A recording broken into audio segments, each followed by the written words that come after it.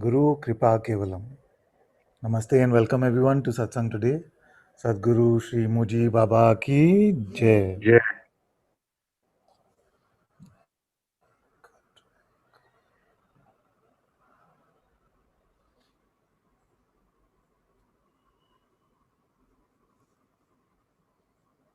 Okay, some hands are up. You know the new rules, no? Uh-huh. Let's go to Kisha. Hello. My dear.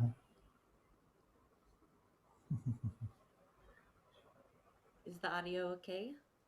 It's a bit mild, but we'll manage. It's fine. It's fine. Okay.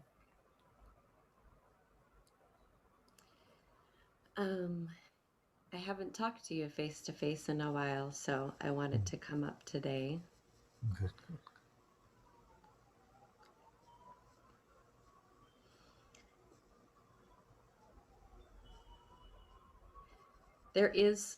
There's sort of a question here. It's not completely formed. Yeah. It's kind of a feeling. Mm.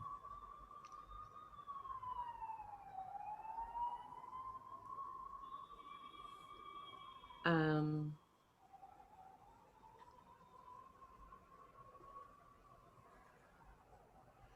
so I've been inquiring. I've been doing been saying, can you stop being? Yes.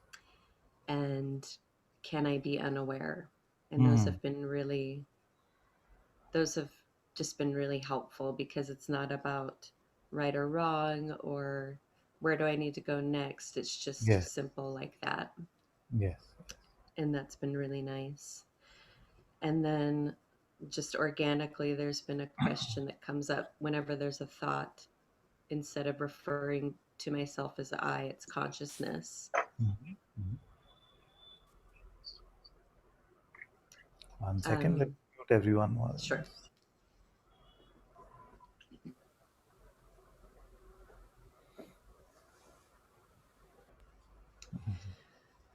So I guess the question came up of like with awakening, how much of it is there's like finding balance of between trying and just being, and it's like trying to figure out where mind and trying falls into that. Like, there's this whole teaching of let things be, things happen by themselves, and it's all about letting go of trying in mind. But then there's another side of it that says this needs to be the only thing that you want in life. And so I guess I'm just trying to find, is there an effort and a desire for the one and only truth that it needs to be, which is already here, or is it more of a letting go of that so that things can be? Yes. I guess. Yes. Yes. I see. Okay, this is a good place to start. So, and this continues in a way the theme from last time also, where really I want to emphasize again and again that there is no how to, no, and there is no template as to how to. Like we can do is moment to moment follow our intuition, follow our intuitive guidance, but there is no real template which we can say, okay, now because you're really seeking the ultimate reality, this is what you should be like.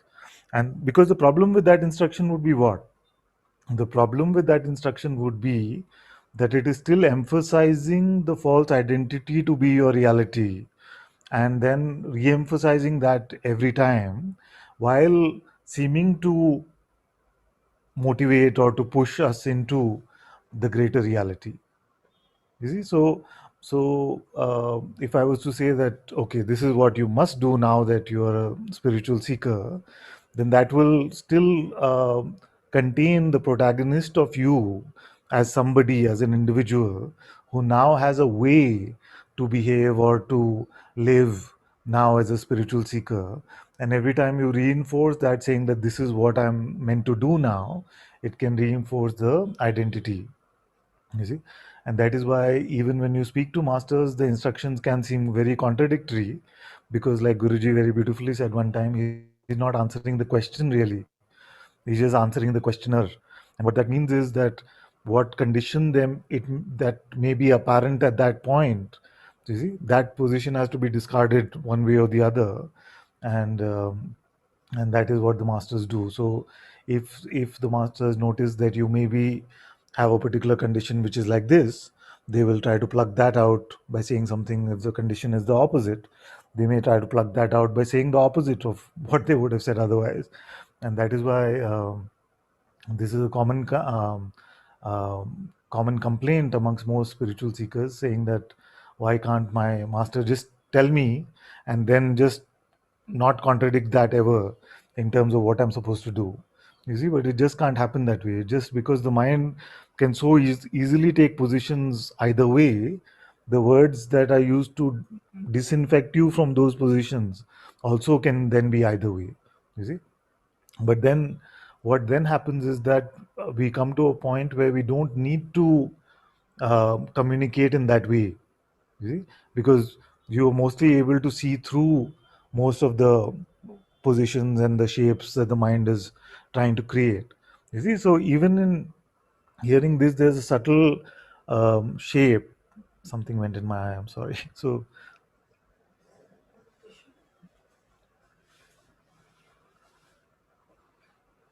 seems to be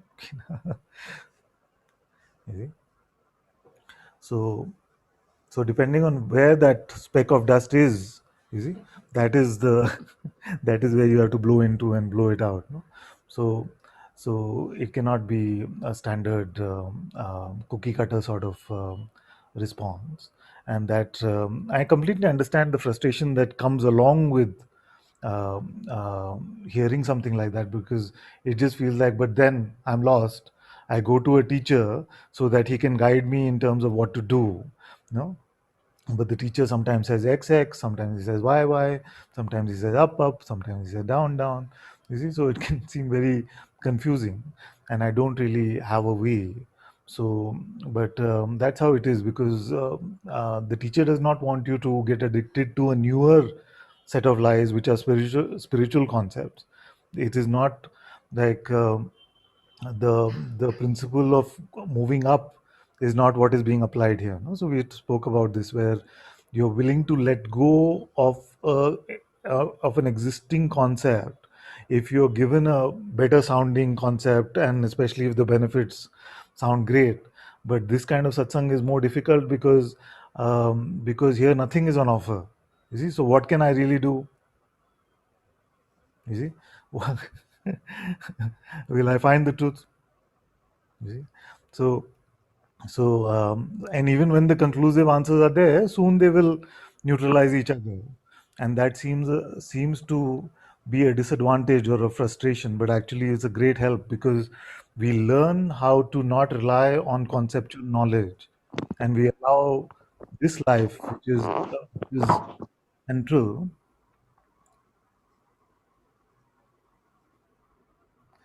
We allow this life, which is central to our very being as consciousness, to unfold itself in the most organic way. You see, and you're doing it very well. But sometimes the mind presents conundrums to us and puzzles to us, saying, on one hand, on the other hand, you see. So what does it all actually mean? Just forget about it. Yeah. You see? How am I supposed to be? But your being actually needs no support or assistance from a conceptual position. You see, in fact, the only thing that can do is create a box or a mold in which then life has to unfold. You see, and what is happening in satsang is that the invitation is to throw away all these molds, all these shapes. You see, and see how you exist, how your existence still continues to manifest in the most beautiful way, you see, and not to have to direct it so much in terms of the hows and the whens, you see. So, so what should your position be? Open and empty. You see. But what if sometimes you're sitting and going om om, you see? And other times you're going um, who am I? What is this? Am I aware now? You see. Other times you're just ram. You see. Other times you're just watching a TV show. It doesn't have to be only spiritual stuff. Whatever it is, no. But it is not that consciousness is ever going to make a mistake, or something is better or something is worse in reality. You see, it is just what is showing up on the screen of consciousness, which can only trouble us or limit us, or consciousness itself can seem to get limited by that, only by referring to our conditions about what is showing up and try to get a grasp or a handle on them, no? You see. Now, what interpret something which you don't already have a condition about. Okay, let me make it simpler. It did not come across very well. So so this form is in on the computer in front of you. You see. Now, if you did not have the molds, which was man, teacher, Ananta, Guruji, all these father, all these molds, you see, and you were finding yourself unable to fit this in any mold, how would you do with that?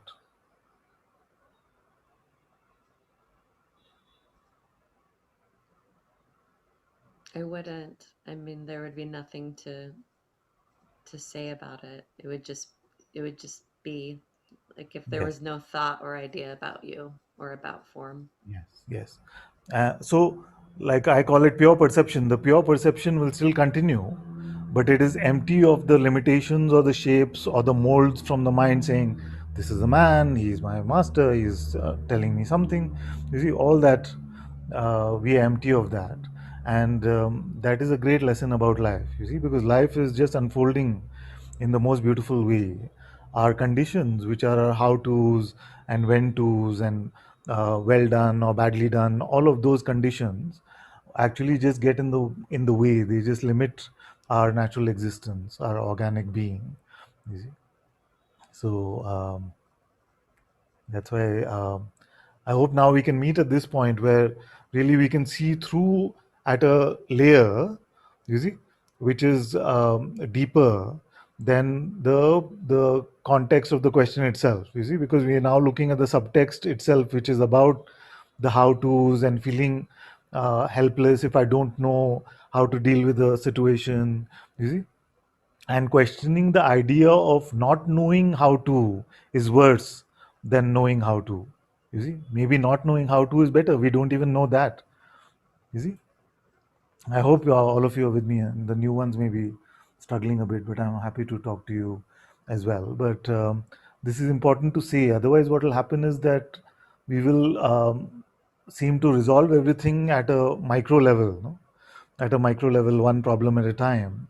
But once we can start chopping it at the subtext, you see, what is the proposition really? The proposition really is that I don't know then how to be spiritual. For example, it's not necessarily what the condition that you were buying into, but suppose the subtext is how can I be the right spiritual seeker? You see, but you're not going to be the spiritual seeker. You see, so the how-to manual is for the one who doesn't exist. You see, and the frustrations are of the same one, or even the conclusions or the resolutions are of the same one. Yeah. You see, because who is the Yeah. protagonist even in that dilemma or that conundrum? Mm. Mm-hmm. So the absence of that shape is freedom. Okay. Yeah. That's clear. Cool. Yeah. I'm, yeah. I see that it's still an idea that I want to know. Is that like it's, even though it's a spiritual idea, it's still a conditioning. It's still something that I want to grasp. And yeah, that's clear. And it's still there, but I hear what you're saying. Yes, yes. But when we say it is there, Hmm. it is there. What does that mean actually? What do we mean it is there? The desire, the urge, Okay, kind of a tightness okay. So let's identify it. Can we identify it here and now? Where is it? in the chest where most things are. You see, now now that perception, which could be like a constriction or some just some pulsation, then what is that saying organically? Just the perception itself.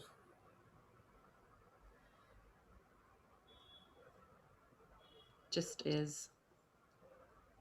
You see? It's not So saying anything.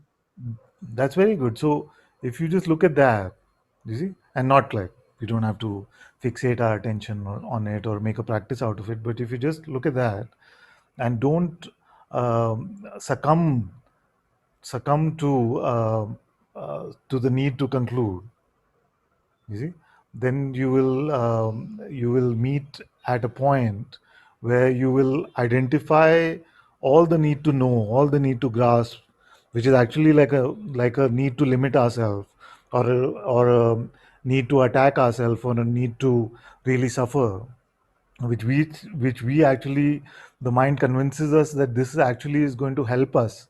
You see, the more we grasp, the better off we will be. You see, so if you can meet it at the seeming discomfort or wobbliness level, you see, of not knowing and allowing ourselves to be not conclusive, you see, then you strike it at the root. You see, because it is at the substratum of all grasping, no? This kind of, but I'm still a bit incomplete. I'm still a bit, am I completely clear about this? And it's all uh, pushing, it's a mental push towards sort of a mental resolution, a conclusiveness, which actually is just the birthing ground for new confusion. So like we said, then the cycle of the spiritual seeker is mostly confusion, confusion, conclusion, conclusion, confusion, confusion. So it's the same thing, confusion. Then you hear some words in satsang and you feel like, thank you, that got resolved. It became a conclusion. But those fresh conclusions then become the new confusion. You see, so that's why this journey seems so circular and endless.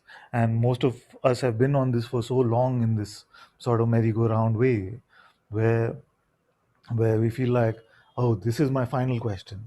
No, so many times we feel that I felt that so many times, and then I would hear a satsang or I would hear any master speaking. I feel like, oh, I had this confusion for so long. Thank you, all done now. But then same thing that the master said, tomorrow will become the source of new confusion. But you said like this, but how can it be like that? You see? So it becomes a source of fresh confusion. You see, so what happens is that the world's idea of progressive knowledge cannot work here in satsang. No? You see, because we've progressed from one level to the next level to the third level, and in most forms of spirituality or most sects of spirituality also, there is that kind of progressive sort of systems available till a particular point where everything has to be chopped away. But in what we call direct satsang, you see, it's just very direct, and the idea is not to put you in a progressively better place. You see, it is to just shake you out of every place that you can possibly imagine yourself to be. So so that's the main idea. You see? So so more and more, especially for those who've been with me for a bit now, uh, we must we must be able to look at it at this level and say, what is this really about? Is it that I'll hear an answer, blah blah blah blah blee blee blue blah blee blah blah, and I will store that and say, yes, this is my mantra for life now. You see, this is what I'm supposed to do. That cannot be it. You see, the glory of God and the light of the self cannot be that limited that we will be able to capture it in that way. Provisionally, of course, and especially for those who are new, we can provide some tips and answers and solutions.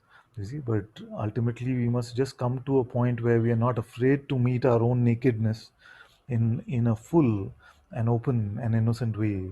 You see, and you identified it very well, because this is the kind of wobbliness that I speak about. That many times I just feel like, but it's still a bit shaky here. So what is he saying? Left, left, or right, right? Not really saying anything. In fact, many of you may look back at the end of satsang and say, "What did he really say?" It.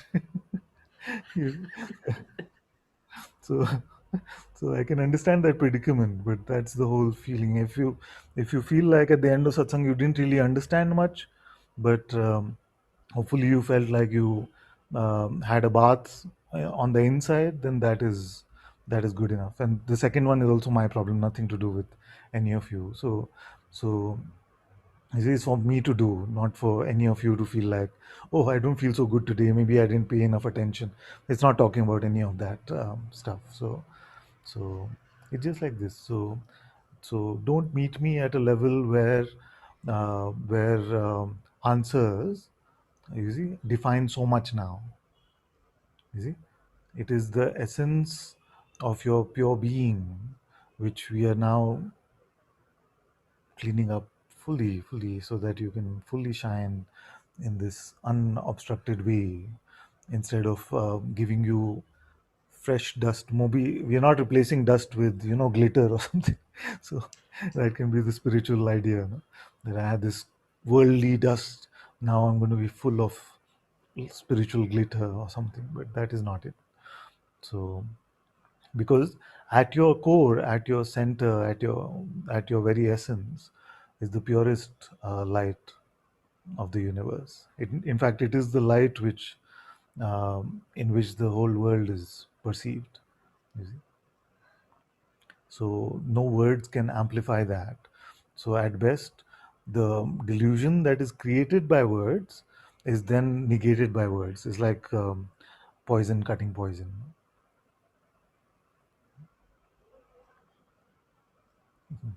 So if you did not have a how-to for anything, and this is for everyone, if you did not have a how-to manual, how to live, you see, most of us, since we've been 2.5, 3 years old, we've been on this search for how to, you see. And whether you're 3 years old, 5 years old, 10 years old, 80 years old, 100 years old, if you talk to most people, you see, he will say, I still haven't figured out, how to live. And even the ones then who feel like they have figured out how to live, they are more deluded. You see? So there's dissatisfaction because I haven't figured out how to live, and there's greater suffering because when we become too rigid about our ideas of how to live, you see, then that makes us suffer a lot, because life shows us all colors and shapes and sizes. So our ideas are bound to get crushed by life, and that feels like it is suffering more. So the ones, and we met so many in our lives, we come across people and we see the ones who are really, you see, really certain about things that we cannot be certain about. You see, they end up then trying to hold it up for a bit, but eventually end up crumbling again, under the weight of their own notions.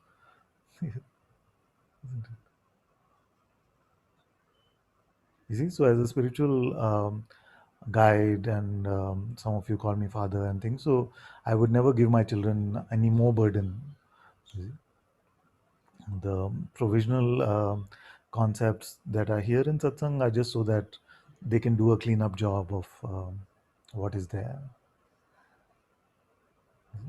But all of you can notice this now, even right now, that life is appearing as pure perception. You see, do you need to mold it in a mental shape?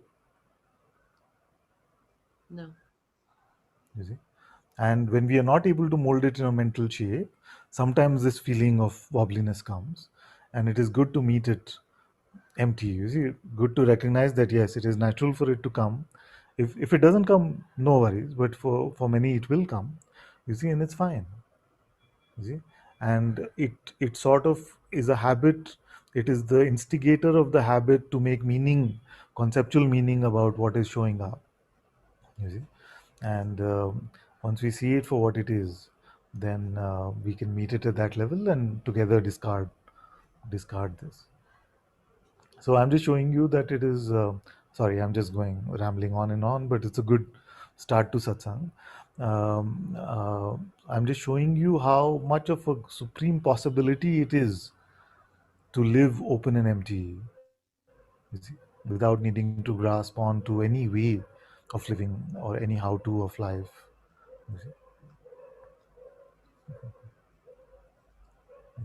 So, as we investigate more and more, you will find that what is this really about? If we are able to ask ourselves this question, what is this really about? You see, is it about a me? You see, is it that a non-existent entity wants to figure out how to swim in this lake? You see,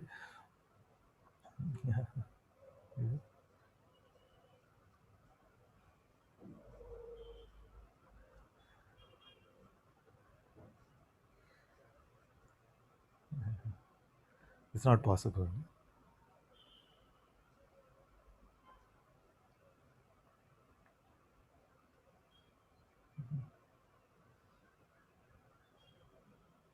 You see, so Guruji uses this beautiful example. He says, "You be the cow that jumped over the moon. No?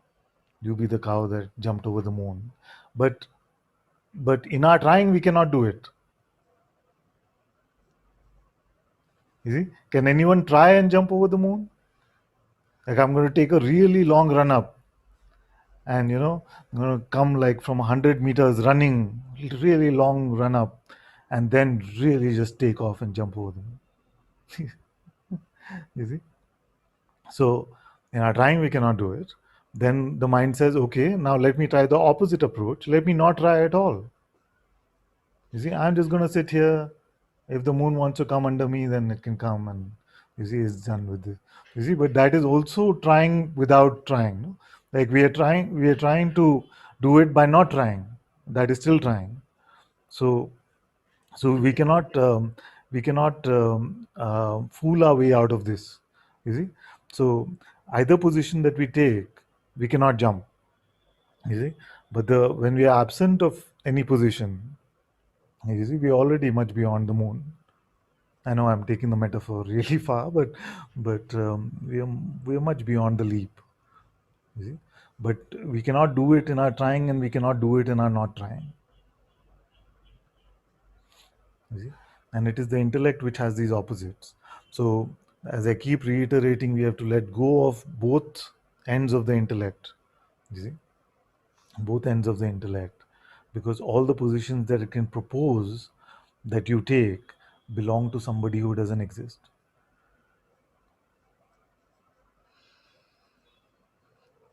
Hmm.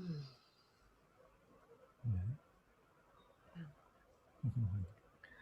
You see? And as you continue to contemplate on can I stop being? Am I aware now? You're doing the inquiries. So you will see that these positions will not seem as compelling as they were in the past. You see, because you notice that who is it talking about? Who is it talking about? Is it talking to this beingness? You see, which is limitless already and has nowhere to go.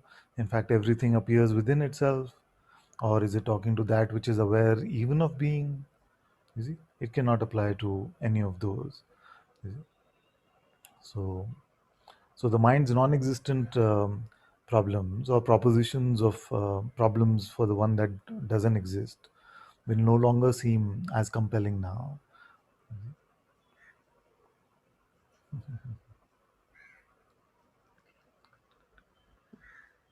Thank you. So welcome, so welcome. Is it unfair to those who ask short questions and they have to do such a long transcript because I go on? We can make a simpler rule for that. No, I'm happy to do it. Okay, okay. Yeah. Thank you, thank you. Actually, this one itself, we can just have a small booklet or something just out of this, because it covers all this doership and conceptual position, a lot of topics that we talk about. Thank you, thank you. Okay, Atmajyoti I saw fairly early, so let's go to her. Oops, sorry. Here you go. Hi there. Hello, my dear. Hi. Oh my god. Here it feels like, oh, I couldn't wait to speak to you, and it feels like life and death. But it's not like that, right? Just relax, it's fine. It is not, but it, yeah. Uh,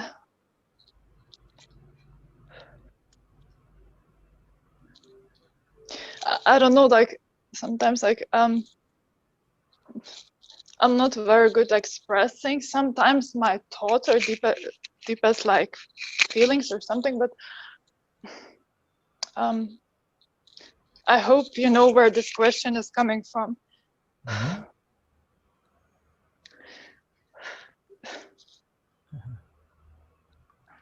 And it's like this is what is all satsang is about. It's about this, I feel, but I feel at the moment like I need a like almost like personal, not confirmation and saying that it is like that, because otherwise it feels a little bit too abstract and leaves some space for the mind to come in Yeah. and maybe prolonging the the game of so as never I have some things that I wrote it down because I thought it's like it's very important for me to ask it. Yes, yes. So when you say don't believe in your next thought, yeah, does it apply to any thought ever, 100% of the time, like ever? Yes.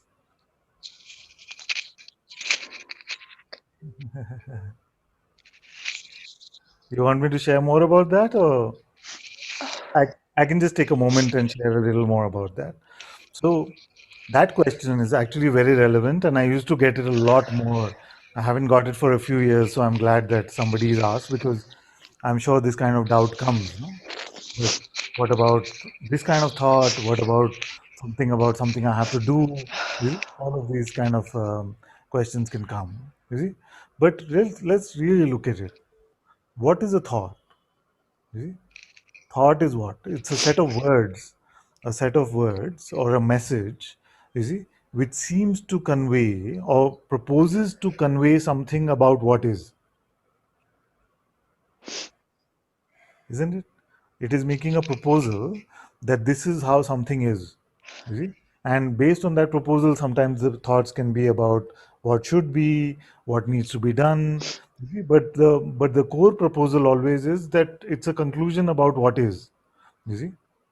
But if we really look, we will see that what is, even the manifest aspect of what is never that tiny that a proposal or a set of words can really define it.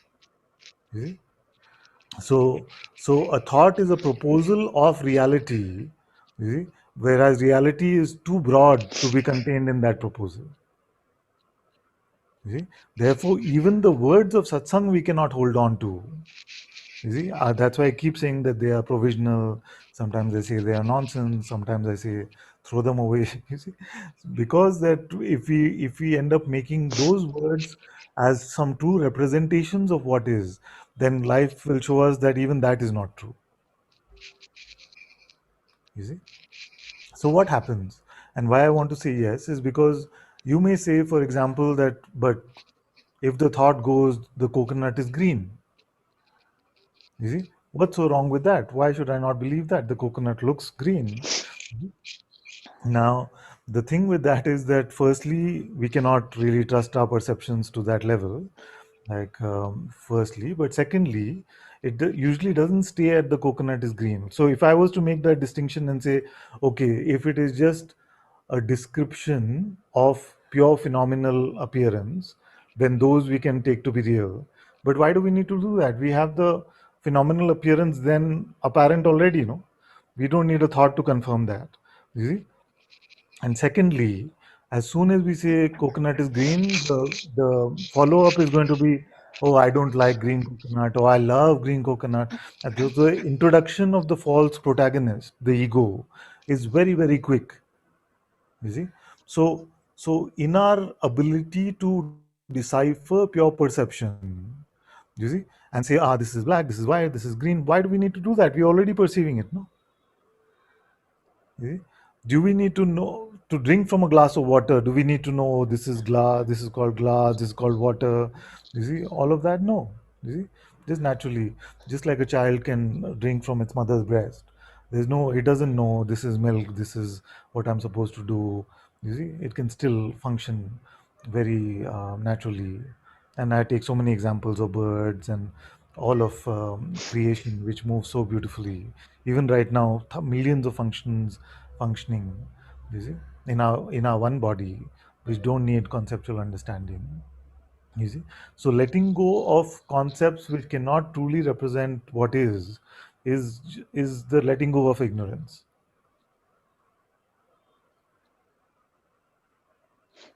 Yes, it's.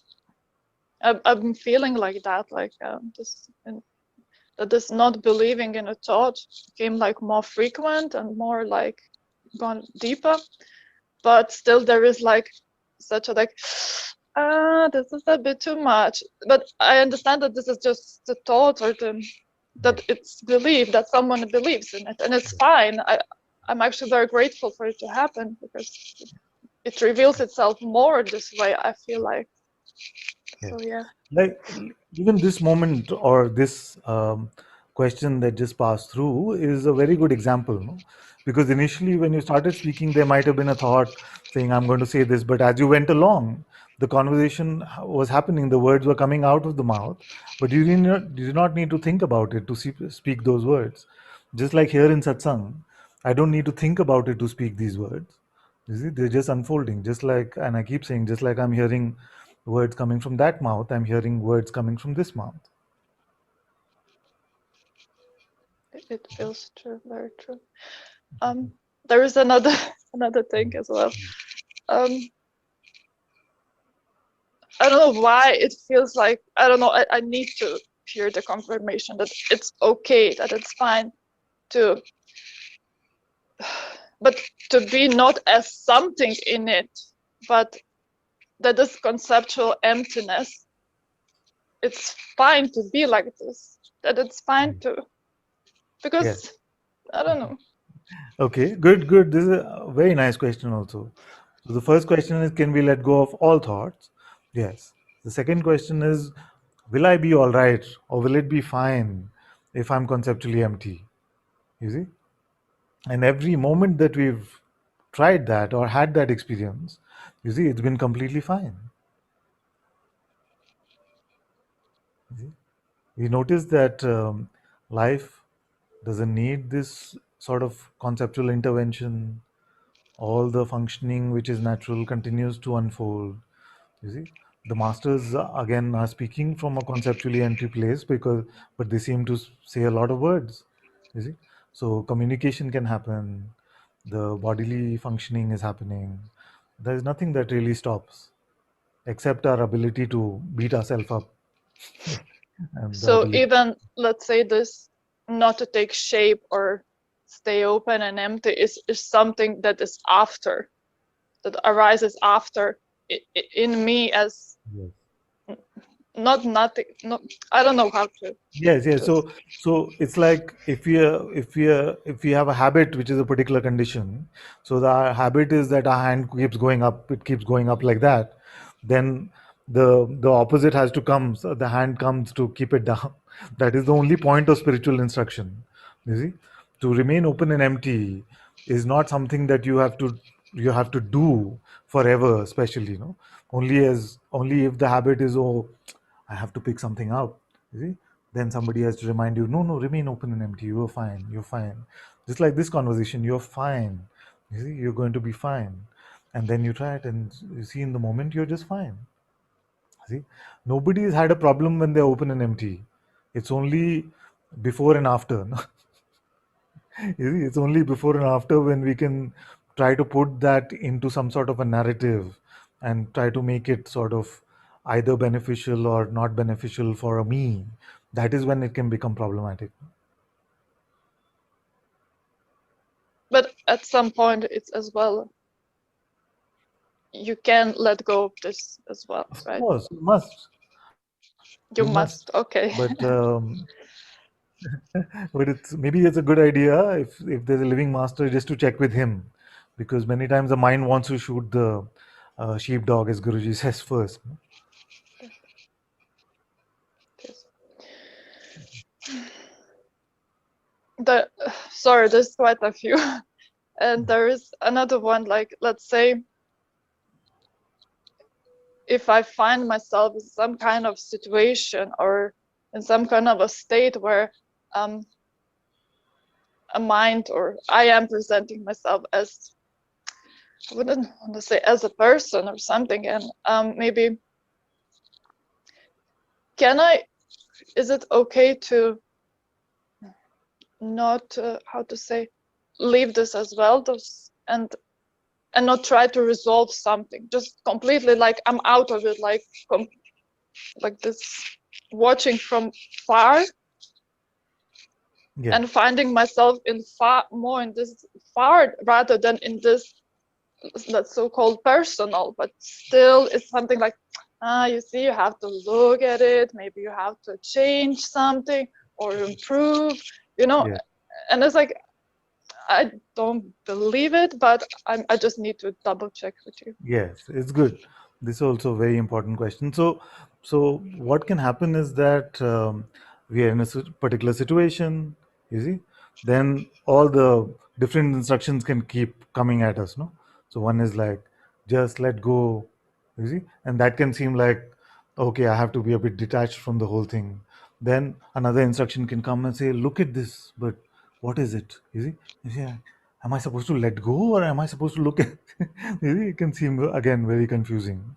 And I have to say, in these cases, also, like I told the first questioner, that we cannot have a template and say, okay, in every situation, you see, because there could be some things that show up, and this body mind in the play of consciousness needs to participate in that, and like that.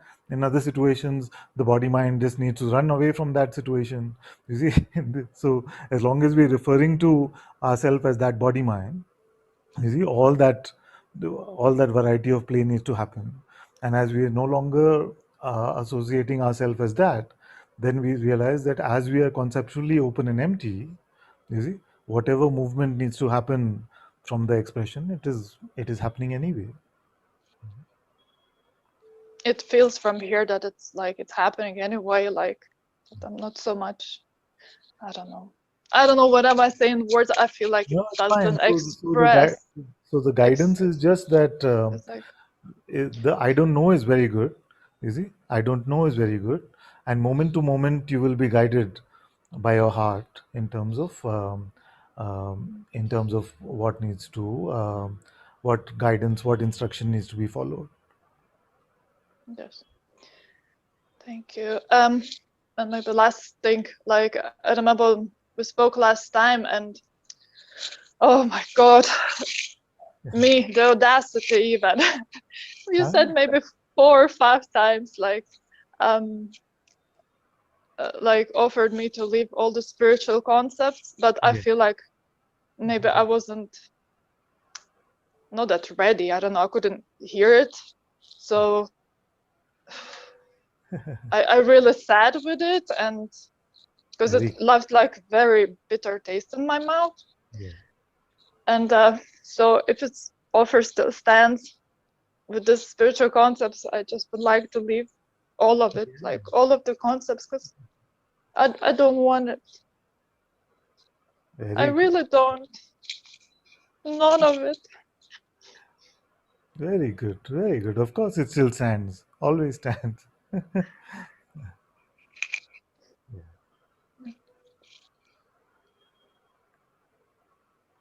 Yes. Very good. Very good. Thank Nothing you. of value. Nothing of value is lost as you come to this conceptual emptiness. You see?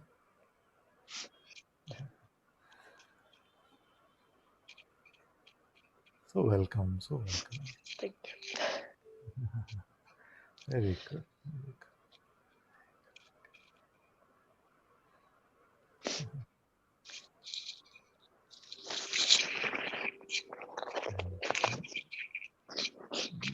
Go to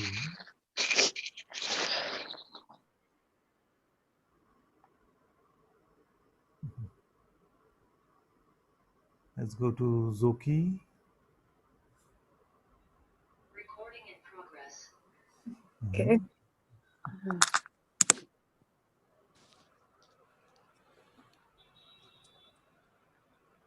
Hello, can you hear me? Yes, my dear, I can hear you well. Yes. Namaste, my love. Thank Namaste. you. So welcome.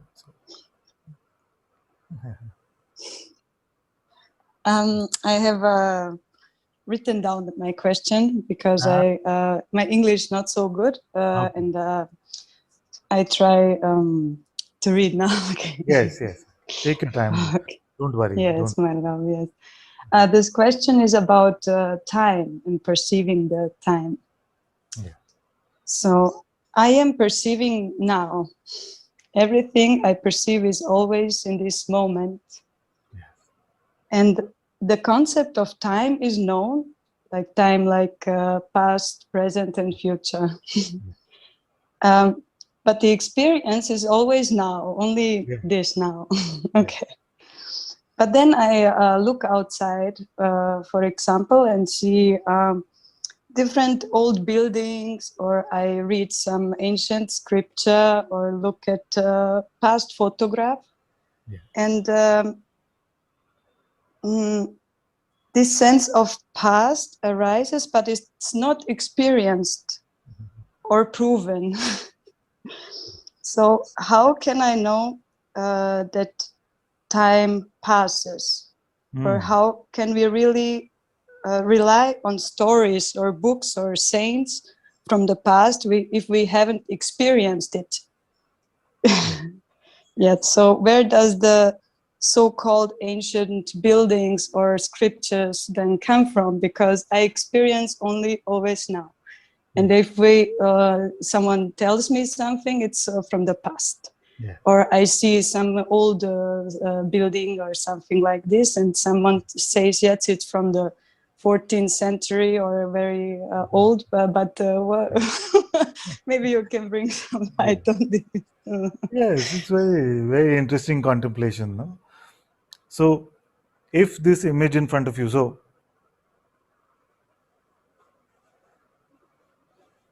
yes. So what happens is that for a while in time, it can seem like we start to question: is the image frozen? You see? So it can. What does it mean for the image to be frozen? It's like no time is passing, so it must be frozen. You see? So time is our idea of change. You see, our idea of a previous state, a new state, and a conceptual future state. You see? Now, without these notions, you see, there is no time. Yes. Actually, there is no time. So, very often I take this example that suppose you went to sleep tonight, and in the sleep you had a dream that you were living in Haridwar or Rishikesh or something, and you were an Indian man, and somebody asks you your name. You see, you say, "My name is Ramesh." You see, you will not say, "No, no, sorry, sir, my dream just started. I don't know what my name." You see, so although it just started, we are able to still refer to that which our mind calls memory from the apparent past and say, okay, have you always lived in Rishikesh? Yes, yes, I've always lived on this street. You see, so in consciousness has the ability, even at the start, very beginning of the dream, to have a full story about itself. And if it needs references in terms of what has actually happened, it has the ability to produce imagery which can convey that this is from the past. You see, what is memory? Memory never shows up from the past, it only appears in the future, and yet we call it the past. You see, so so really speaking, without these conceptual notions, the mental idea of time, which is linear in the way of past, present and future, it doesn't exist. You see? So, and the tool that we use to try and understand time, which is the mind, is totally incapable of understanding it. Just like it cannot understand truth and love and peace, anything that is worthwhile, it cannot understand. So, so, so as you let go of your mind and learn to remain in your heart, you see, then you will meet yourself in a broader way, where you are not you don't have an objective relationship with time, you see, and therefore then time, where everything can all happen at the same time, but actually then there's nothing called a happening in the first place, you see, then these kind of things don't confuse us. They can seem very, very obvious to us, you see. So this linear navigation of the narrative using our attention, just like reading a comic book, you see, just right, reading frames of a comic book which give the apparent belief that the comic characters are going through this in time, you see, actually it is just a question of perception, you see, with attention, which gives this sort of feeling, or not even a feeling but idea of time. But actually, like you said, it's only one frame, you see? It's only one frame. But because our attention is limited, the ability of our attention to encapsulate all of perception seems to be limited. And that's why we seem to live this comic book life where we're just consuming life frame by frame. As we let go of our conceptual limitation, then the entirety of the comic is available, you see, and you can visit it this way, that way, jumping around, it doesn't really matter, you see. I'm not saying it as some sort of a siddhi or superpower or something. I'm just saying that we no longer then so attached to this linear narrative of time, and then the experience of consciousness can seem broader and not so constricted by this linearity. But these are beautiful contemplations, and they bring us to this point where we realize that the limited conceptual mind that we have is unable to fathom the broadness of our own being, you see, both in terms of the extent of it and the seeming play of past and future, you see. So um, so it's a beautiful thing, and I'm inviting you more and more. You're asking some very beautiful questions. Um, Now allow those questions to bring you to your intuition, where all of this is so apparent, but it continues to remain unspeakable. You see, but you rest in a deep knowing of the universality of your existence beyond the play of space and time. You see, it's so palpable. It's so true.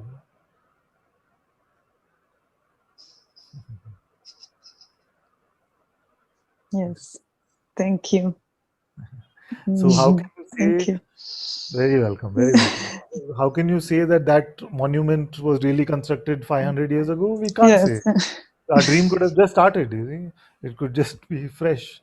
So consciousness has no need for time, really. You see, except when it's playing the story of the jivatma, the limited, the play of a limited consciousness. You see, the only as long as that is being played out, then this idea of time is important. Otherwise, this whole universe can be up and down, you see, in no time.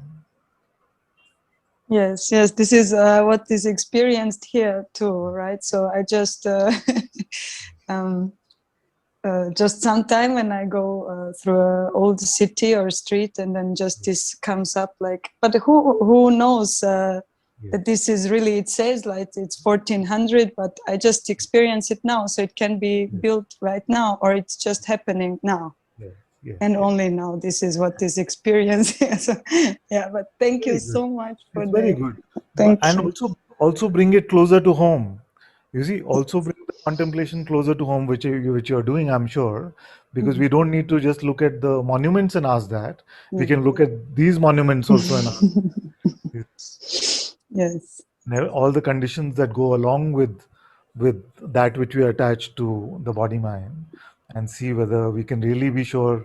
You see, because we carry so much guilt and resentment and so many things apparently that happened in the past, can we really know that this is not the first moment in this waking state that I've ever experienced on this realm? We can never say. You see, we can never say.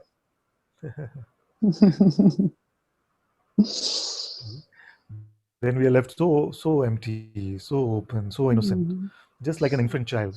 You see? I used to joke earlier with the Sangha that, okay, now there are two variables which make the construct of a limited life seem true. You see, the two constructs are space and time. So your job is to give up one of them. You choose which one you want to give up. You see, and you realize very quickly that it's not possible to give up one without the other. You see, if you give up on time, then there's nothing you can say about space. If you give up on space, there's nothing you can say about time. So, to give up on this notional space-time continuum, so whatever it's called in science, you see, as something that contains us, you see, is very important.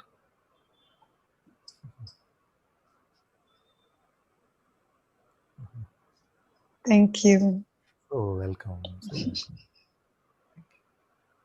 Love you. Thank Love you. you too, my dear.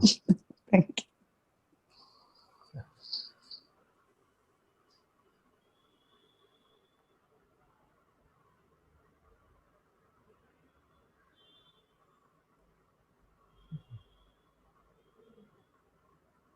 Okay, let's go to Liam. Hi, Father. Namaste. Namaste. So, uh, I've been wanting to connect with you in this way. Yeah. I don't know really if I will be able to express myself, but in one hand, the first question I was bringing something similar to this first question, Yes. observing like the grasping, like I was seeing a past conversation we had Yeah. where you said something like open beyond the notion of being Yeah. open, Yeah. and I was contemplating, no, like this position of like trying to grasp the truth in one hand, and in the other hand, like this past time, I feel that something is kind of deepening a bit, and like seeing that kind of everything, all this is coming to an eye, no, like Yeah. giving time to see this, no, this to stay with this, like everything is coming to an apparent eye. Everything. Just expand on everything. Yes, like every seeming problem, like if Yes. I feel sad or angry or whatever, like the inquiry is coming, like, okay, but this is coming to an eye, to me, it's coming to me, to someone, and like stay more than trying to in that moment trying to grasp what is true or trying to grasp a solution, like apply something like more like a technique to observe, like uh, where where is that one that this for the one that this is coming from. Yes. Yes. Yes. So let's look at that and let's see if I understood what you're saying. So in the play of life, you see, you're not saying that the play of life is appearing to the eye. All the appearances are just consciousness playing with itself. But the seeming interventions or problems or pride or guilt or arrogance, they belong to an individualized I. You see, so we can say that life is just life playing with itself, or the consciousness is just consciousness playing with itself, except when it takes on the subtitles or the interpretations of what is happening. You see, in that aspect of the play, it is consciousness which takes itself to be a limited individual, the small I. You see, only in that aspect. Otherwise, this world is there for consciousness to enjoy as consciousness itself, for you to enjoy as consciousness itself.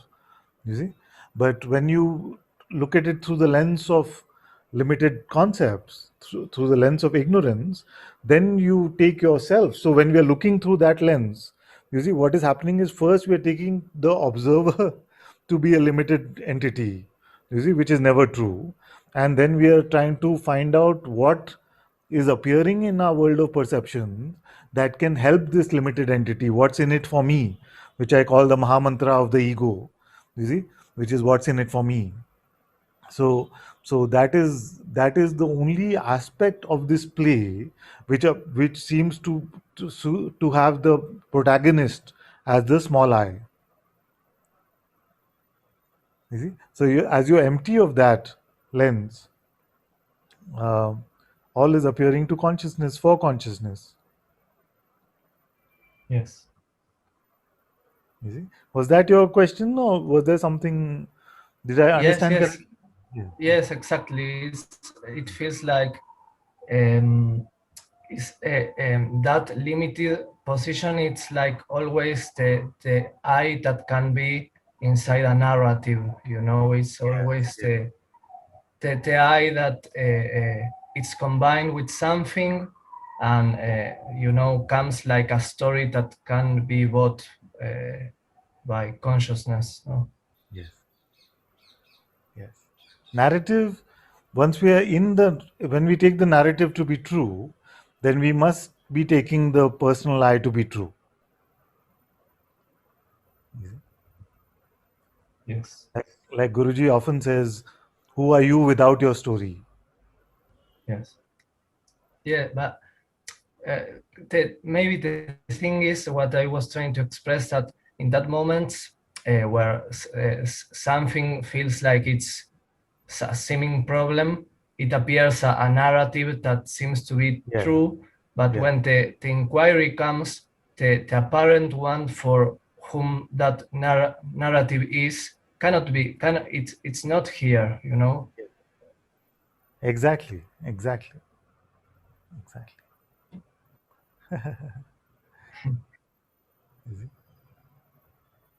There is no hero or heroine of the movie, you see, without the movie, without the story.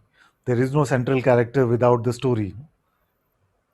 It is the story which makes this central character, and the idea of the central character which gives life to more and more of the story. Without any story, who are you now?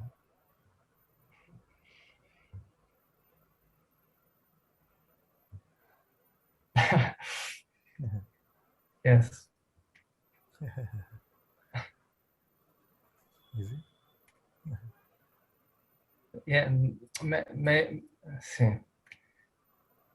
Anything that can be said, maybe it would be like putting this inside something, no? Yeah, it does mostly, especially when we try to make sense.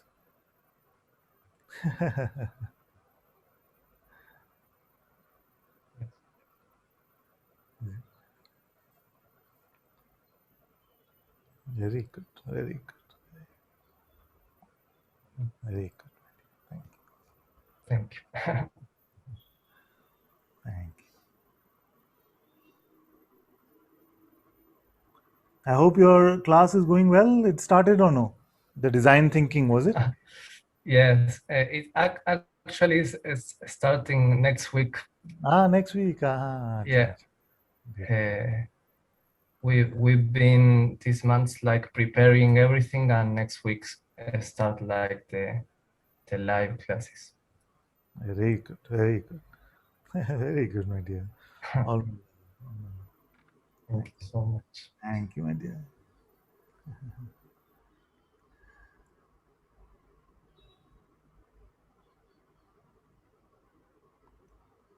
Okay.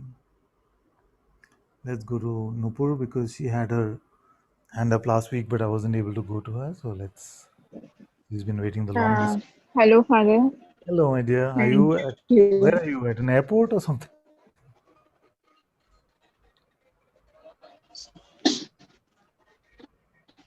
Father, I've come out. I had to come out and I have Ah, to wear a mask. But can you hear me?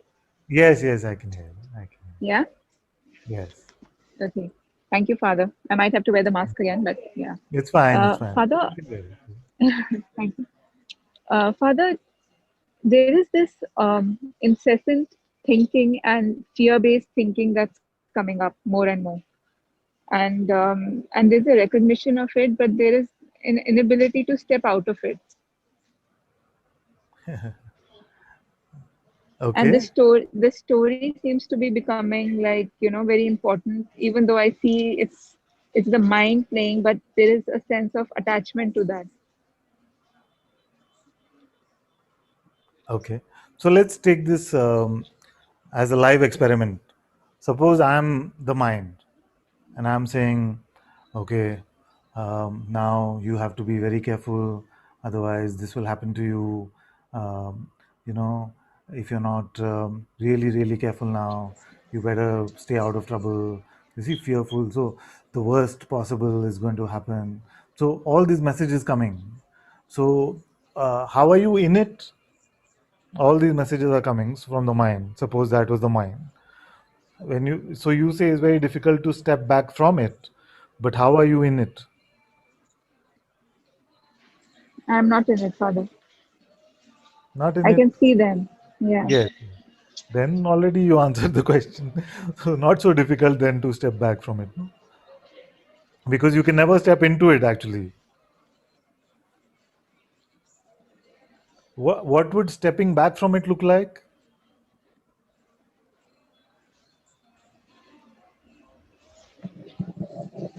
Seeing them come and go. Yes. Can you ever see them come and stay? But when it feels like on a loop, Yes. repeat happening, then it feels as Yes. if it's So to step back would be that there is no loop staying. now. Huh? Huh? Would stepping back mean that it cannot repeat now? It has to be on shuffle, not on loop. Huh?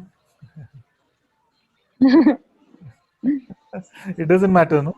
If the thought is saying the same thing 100 Doesn't times matter. or 100 different thoughts are coming, it doesn't really matter, no?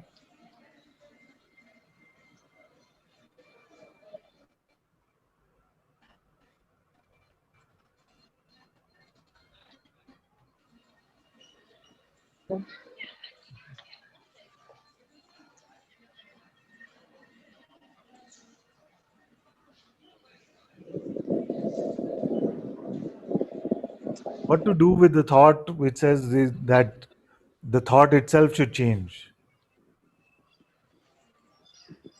That's also a thought. Just another thought. Is- So as long as we try and meet thoughts as somebody, you see, we may find it difficult to deal with them because for somebody there will always be some part of the story which will be compelling because the somebody is made up of stories like we were just saying. So something which can add value to that story or add further nurturing to that story will always be compelling from that mode of somebodyness, you see. So but if you meet your thoughts as consciousness itself, then you cannot be held hostage. God cannot be held hostage to its own creation,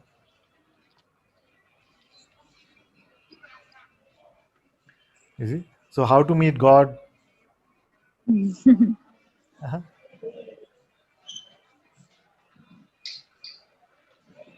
Trying to stay as empty as you say, Father, open and empty. Yes. And what effort does that need? No effort actually. So God is your very being right now. This very consciousness, which is your beingness right now, is already here. It has no limitation. It has nowhere to go, nothing to do. It's just fine. You see, only problem is that you cannot make a story. Like what do we lose when we lose the mind, or we lose the reliance on the mind? You see, if we become independent of the mind, what do we really lose? That we can no longer insert our life into some sort of linear story. As they say, what's happening to you? Oh, I can't say. You see? And that seems like terrible news because it feels like uh, we've got into the notion that the meaning that we can give to this life is the meaning that we can narrate about it. You see? But it's not like that.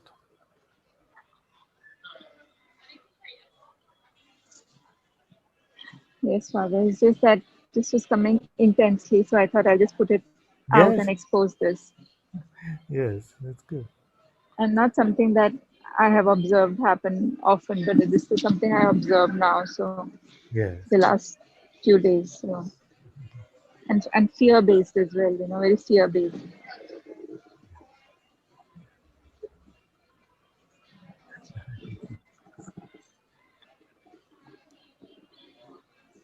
The narrative of the spiritual seeker is dropped or no?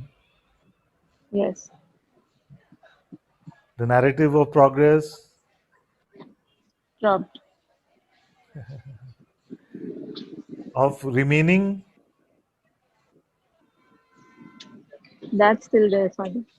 uh that remains. Then no work is needed on that.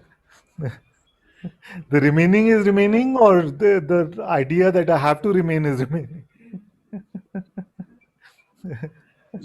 The true I have remaining is I, always I have remaining. to remain. I have to remain. The I has to remain as remaining, Father.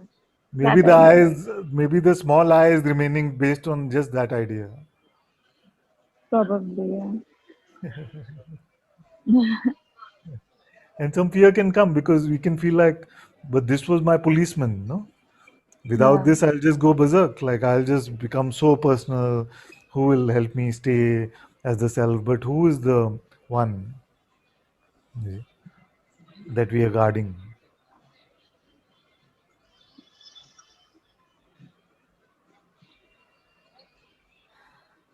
The thief Yes, dressed as the police.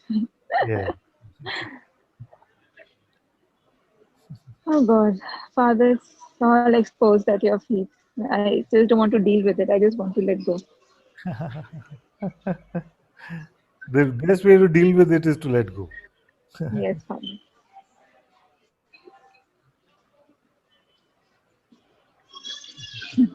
Okay, my dear. It seems like Thank you. you're in a Thank you, department Father. store of some sort. Yes, Father. I'll come back. Thank you, Father. Okay, my love. Thank you. Thank you. Okay, let's go to Arvind.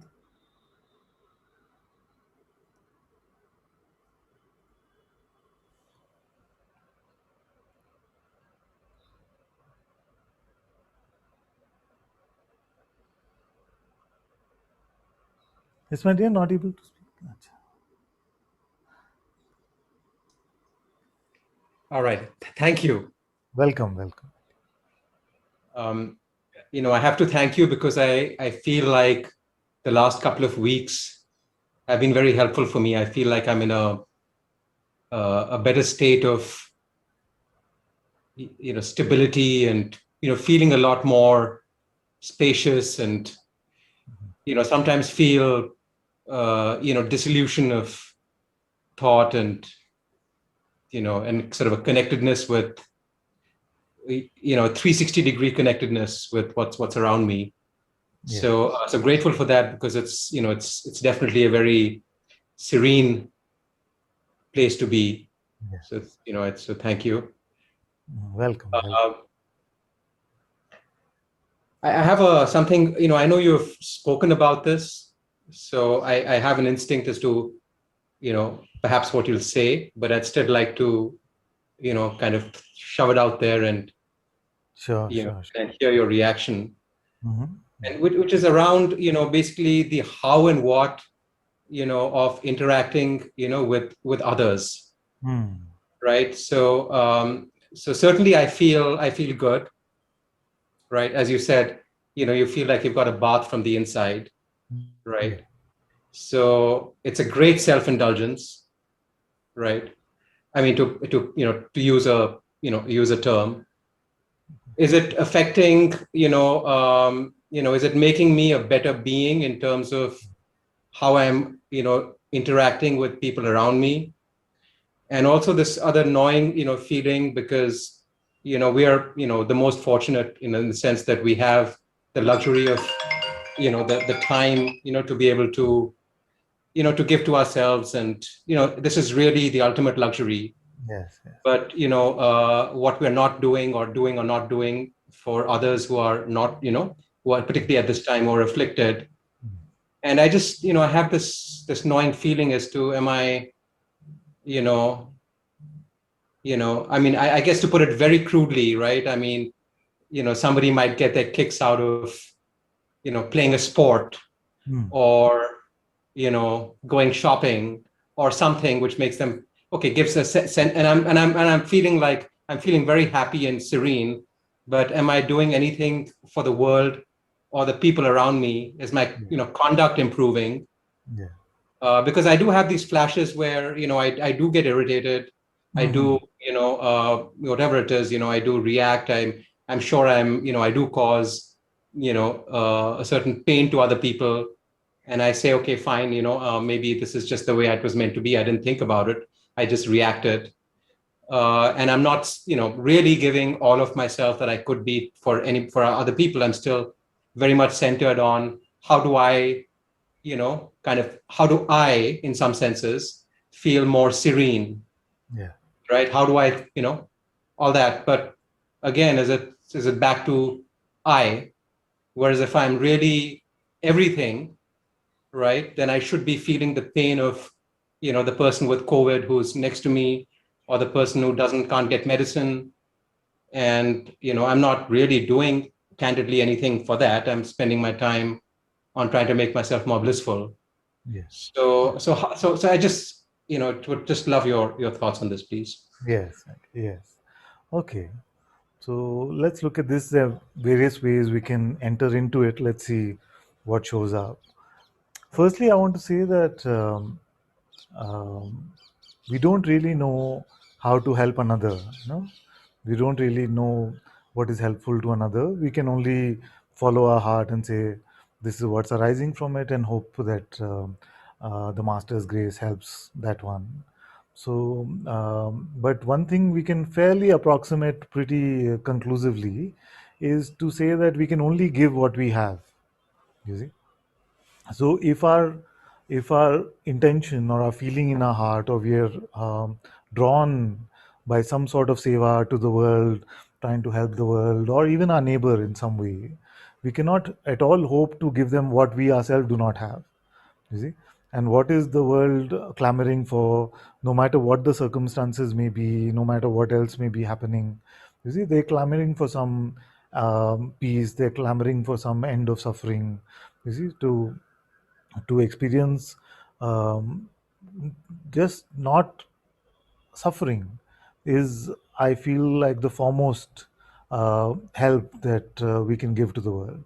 But it is not possible for us to share that unless we have it for ourselves.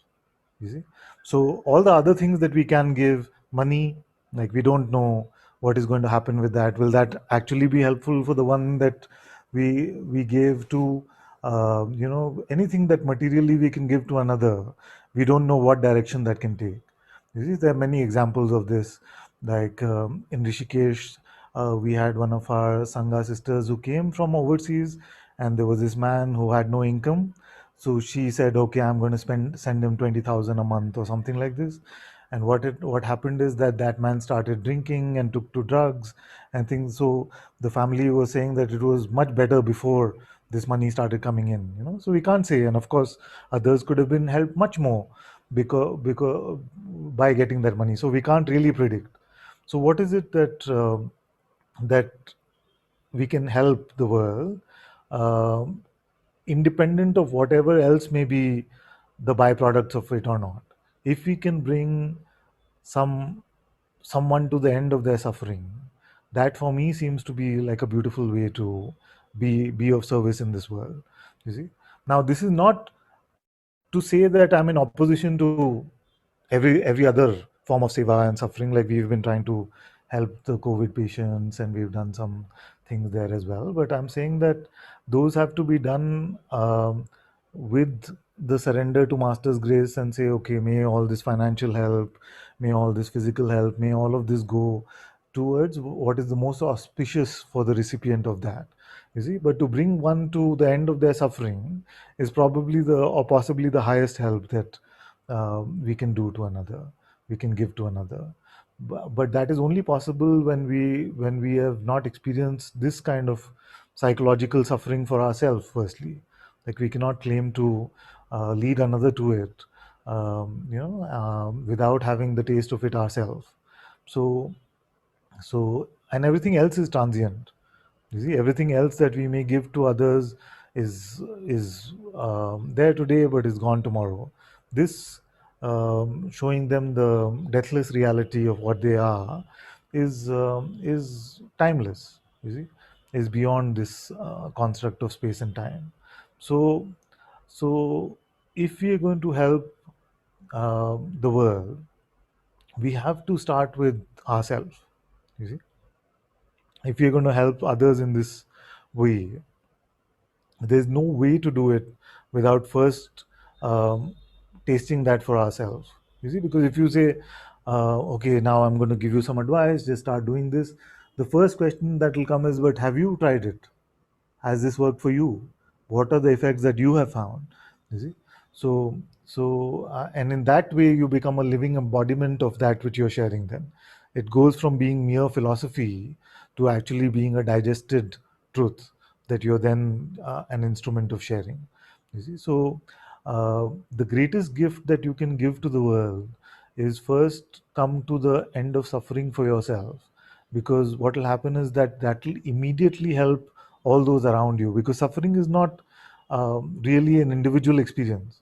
If you suffer, your family will suffer, the people around you will suffer, the people that you interact with at work will suffer, because you're not going to be the open presence that everybody truly wants to meet. You see, you're going to be caught up in your own ideas and limitations. So the greatest service we can start with is to give ourselves this gift that we want to give others.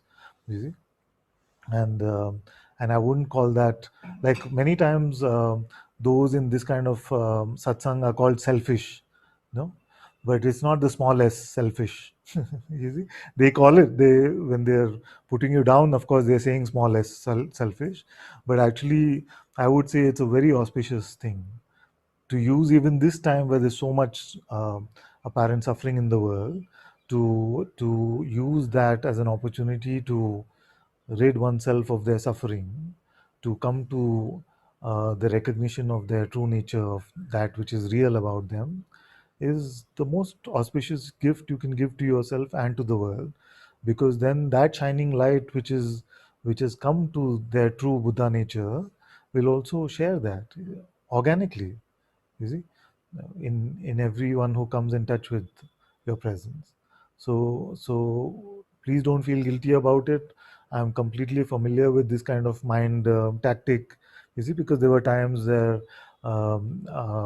the stated goal in life was to really work very hard and to grow my work and business and things. But here the sort of impulse to come to self recognition started becoming so strong that the mind would play this trick at times and say, but shouldn't you be working? Shouldn't you be doing this? You have a team of people, you have employees. You see, what are you doing for them? Isn't this so selfish? So I'm familiar with that line of thinking, but it's not at all credible. Was there a part B to what you were saying? Sorry, I forgot. Yeah. So I think you alluded to it. I think you said digest the experience. In other words, it has to go from a philosophy Yeah. to your own authentic experience, right? I mean, I think that's incredibly important, and the distinction is subtle. In other words, you can imagine yourself to knowing something which you don't really know. Yeah. I think. Yeah. So how do you come to how does one come to a point where you know you've authentically experienced you how do you come to the recognition? Yes. Yes. Now I suppose there is nothing to recognize. I guess there's an argument there's nothing to recognize, but how do you draw a distinction between rote learning and true insight in this journey? Yes. Yes. So that's a good question, and that is what I want to emphasize over and over in satsang here today is the direct insight, the intuitive experience of your true self. That is what all of this is for.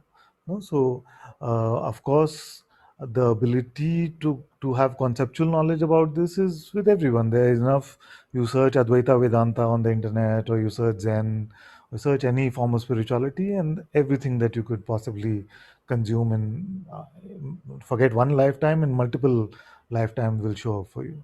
You see, so what is the distinction between, like you said, conceptually knowing something, having the concept I am Brahman, and for that to be truly recognized? You see, what is the distinction between the two? Now now um, uh, I wonder if you were here when we did the four bowls. Did we do the four bowls while you were here? Okay, so maybe it's No, a I, good I, time. I missed that. I'm a recent entrant. Okay, my dear. So we'll recap that for you, and we'll just connect the power before we do that. So,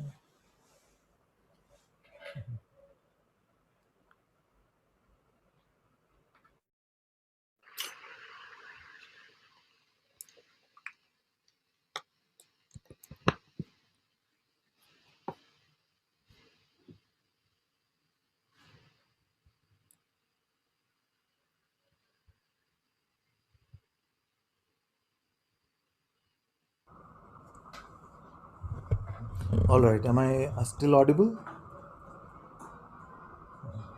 Do I need to increase the volume, or it's fine? It's fine. Okay. So over the years, of course, I provided many tips, you know, as to how does one come to a true recognition of the self.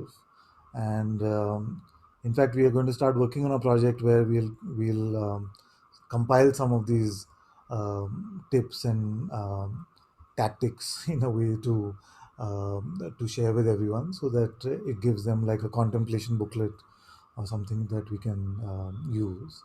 But recently, maybe a month or two ago, let's put this on, please. We This came up as I was sharing. I feel like I was sharing with Ruchika first time, and just it came up organically, and I felt like this pointer was very helpful.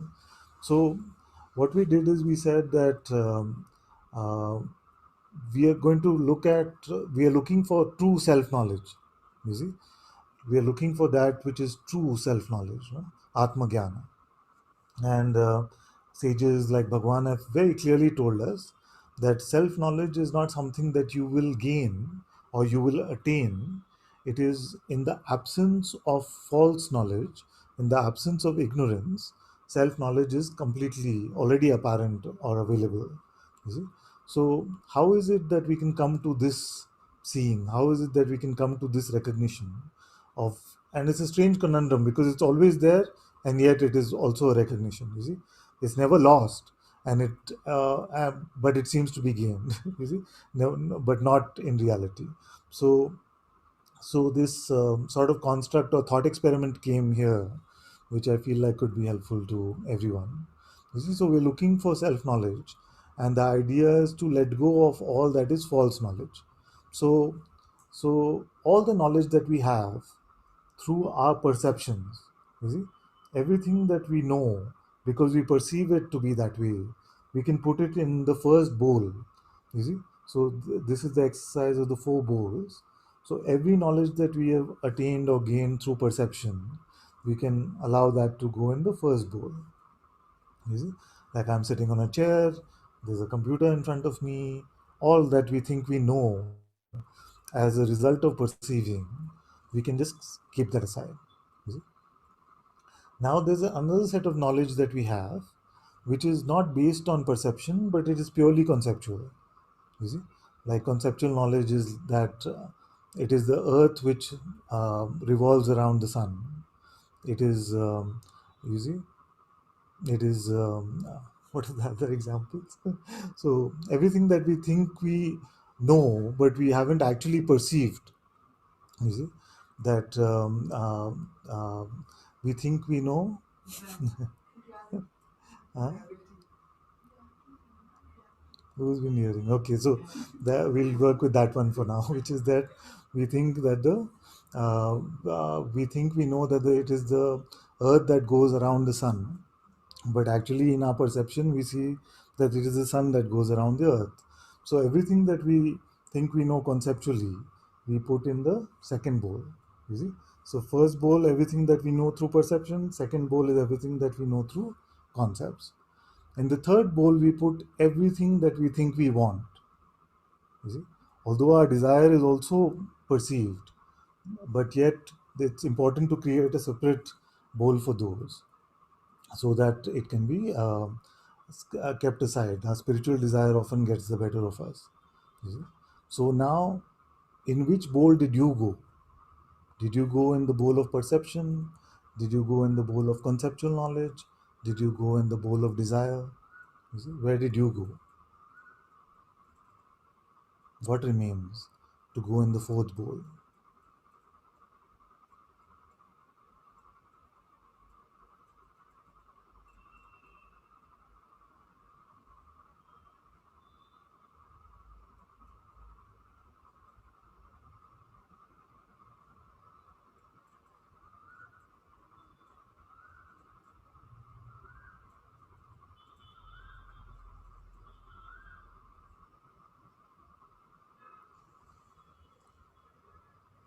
Thank you for the reminder.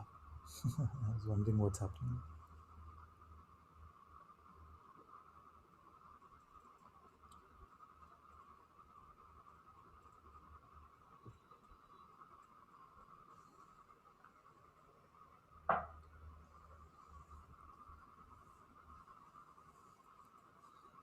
You see, so I have a question which I call the hammer along with the four bowls, which is, are you aware now? Which question I'm sure you've heard in Satsang now. You see?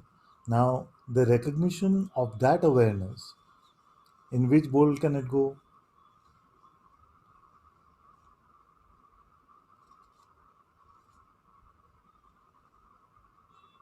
Do you perceive this awareness? Is it just a concept for you?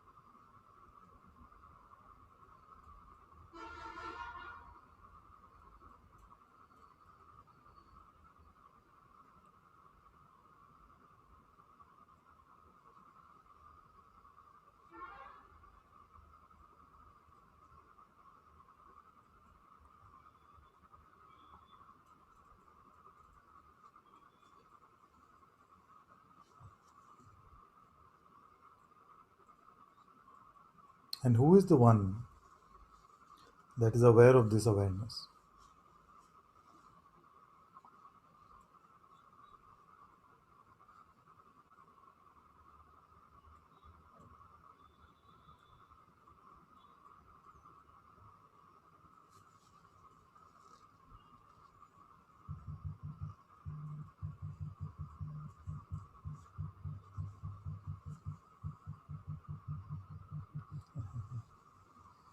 One says emptiness is aware of awareness.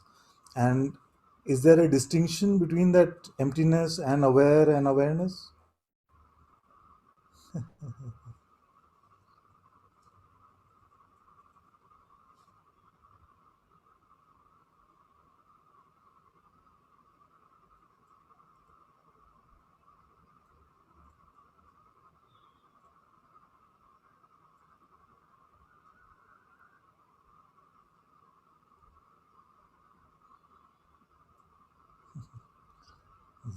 So the recognition of the self is that simple, it is that apparent.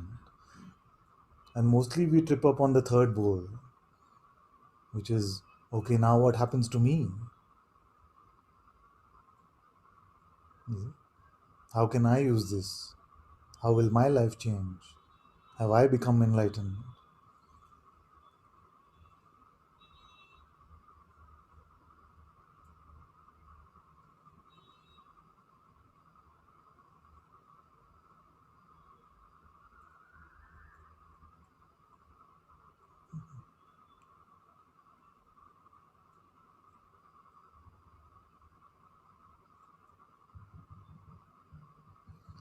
One says, can I be awareness if I am aware of awareness?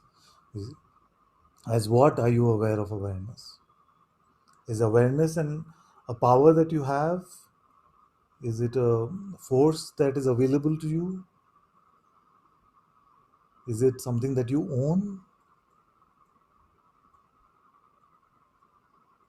Is it an aspect of yourself?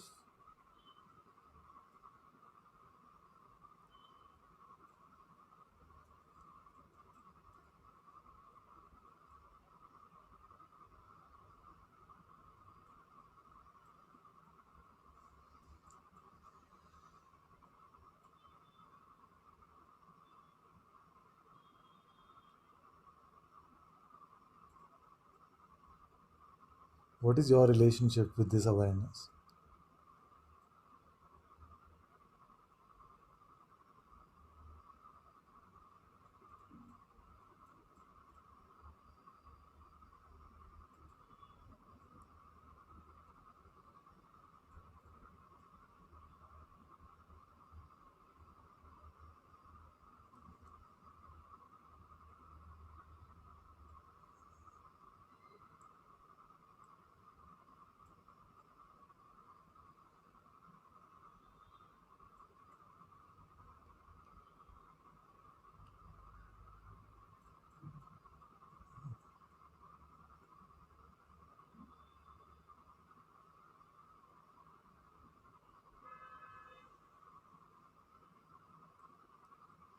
What's in it for you?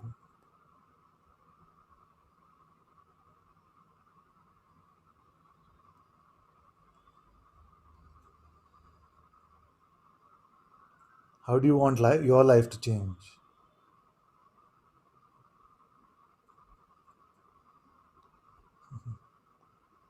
Is life yours?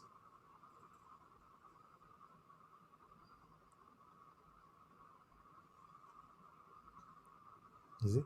So it is not usually I found that in spiritual seekers, it is not the recognition which is difficult.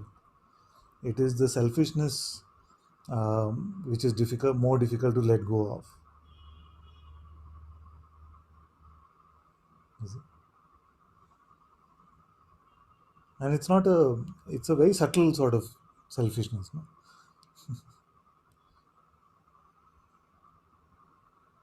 It's very oppressive.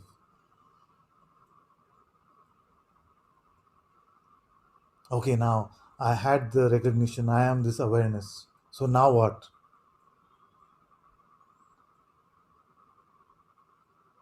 Is it? Now what for whom? Still back in we jump right back into the personal narrative. And many can have this sort of experience that they feel like they came to the recognition of this truth, everything was so nice and spacious, so spacious, and then suddenly it can feel like, oh, I'm back. You see, I thought I was done with this.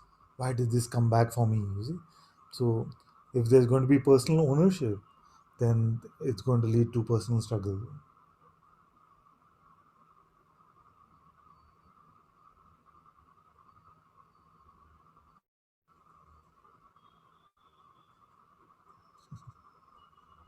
And then the play of life, usually it is that the higher we climb as a person, the harder we fall. You see, so as we are coming to this intuitive insight, which is very obvious actually, if we try to carry this me along, you see, it is the development of the spiritual ego, and there is no other champion sufferer like the spiritual ego. Have you seen now, over the past few weeks, I've pointed out so many things which only spiritual people suffer from, and apparently we came to spirituality to be free from suffering.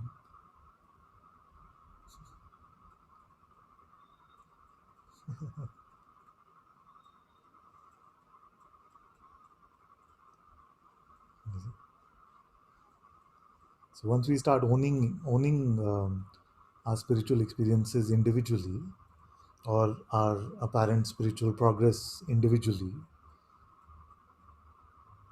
then it's bound to end up squeezing us. That's why very often I used to say truth for truth's sake, because if it is for the sake of anything else, it is bound to get squeezed out of us.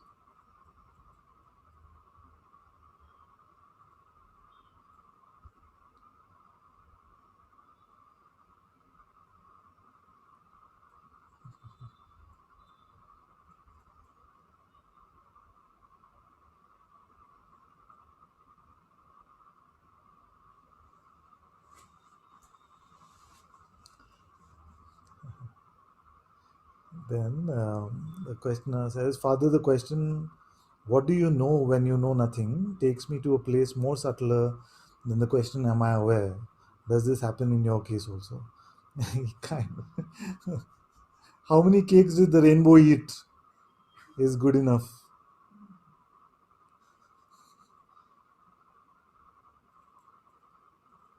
Uh,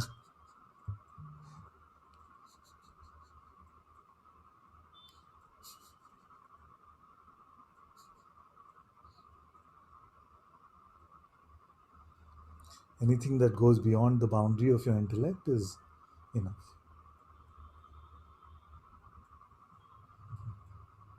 You don't need to create a level of hierarchy of the highest question and the lower question.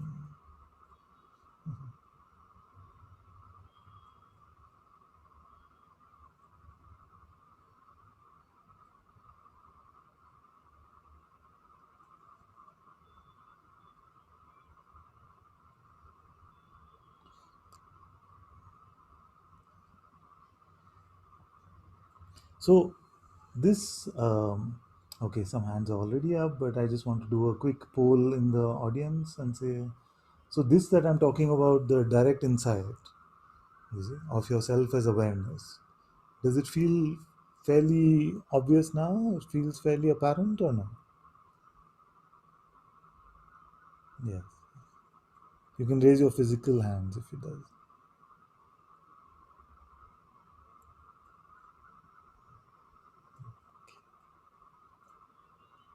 Good, good, good.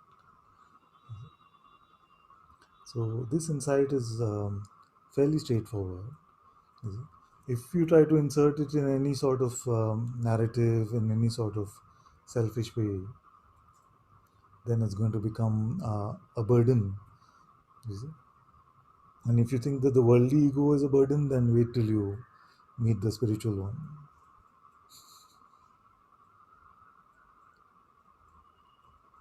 All from the experience of this life.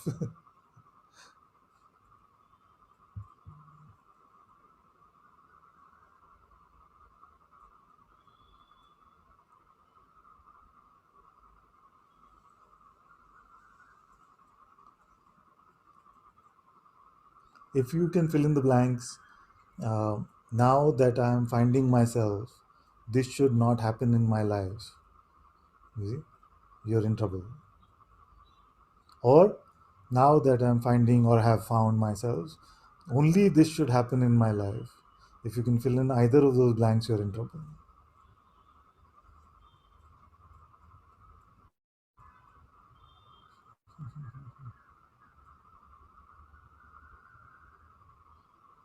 And remember that ego means we are limiting life in some way. If we have an idea of what should and should not be as a result of our spiritual endeavors, then that is just the ego.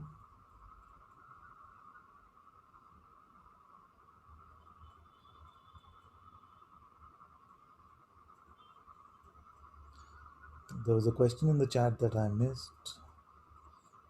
Dear Father, you speak about not taking any position. This might work well for someone who's already awakened. What about someone who, for instance, gets harmful thoughts to do things that we know as harmful? He, she might not take the position of not putting the thought into action. Then, if such a thought is put into action and it harms oneself and others, I know that life doesn't work like this, but request you to please elaborate on this. Okay.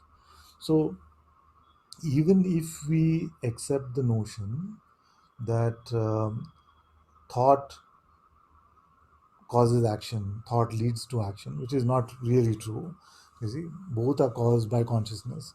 Thought is an appearance in consciousness, action is an appearance in consciousness, and consciousness definitely does not need to rely on one thing to create something else.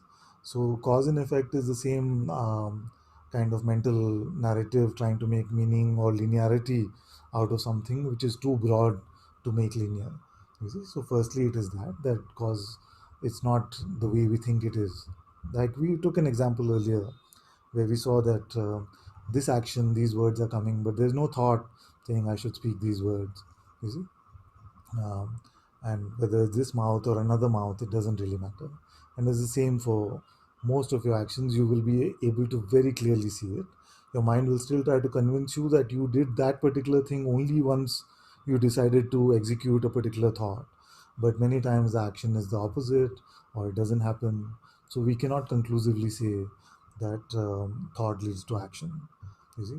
And what happens in that kind of construct is that we create the idea of an individual agent, an individual decision maker, you see, because God definitely doesn't need to rely on thought to act. You see, then who are we talking about needing a thought to act?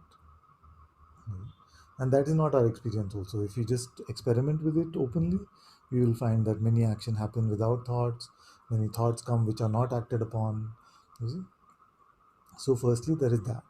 Secondly, and this is an important point to make, is that the intellect has two opposites. You see, so in the intellect, it can feel like, okay, it's harmful thoughts, and then we feel like, okay, we need to rely on the opposite of that, good thoughts, better thoughts. You see, things which are positive. So then we feel like we have to keep fluctuating or oscillating between positive and negative, but that is an intellectual trap. And what I'm pointing to is a neutrality, because you are not a pendulum which can only go left or right. You can just remain in the center. You see, you don't rely on thought this way or that way. You see, and you're right in a way that the concepts of satsang and the words of satsang have no great intelligence or sanctity about them. It is just a neutralizing agent, you see, to the concepts which we may be holding, and ultimately they are as nonsensical as any condition that we might have as well. That's why we're not making any temples to the words. You see, we're just using them as cleaning agents and discarding them. So even for one who gets harmful thoughts, it is possible for them to remain in a neutrality, you see. And of course, we have to trust grace with how that functions. So I don't have a template how to deal with those who have harmful thoughts. If someone shows up in front of me who has a harmful thought, I just have to trust my heart in that moment to provide whatever guidance appears in this mouth, and hoping that grace works in the most auspicious way for that one. So, so there are many who get caught up in this sort of toxic positive thinking. You see, the like positive self-help kind of thing can be very constrictive as well, and not free. Negative conditions and constructs obviously can be very constrictive as well. So it is not that one is better than the other. You see. But the notion that life or being itself that is just so fully present here needs to rely on one color of thoughts either this way or that way, you see, that we can let go of when you're neutral. And right now you are neutral in this very moment, you see, there's nothing missing. You don't need to consume words, you see. You are all that you will ever be, right here, right now. So only words that neutralize those conditions which seem to convince you that you are limited need to be heard provisionally before even they can be thrown away.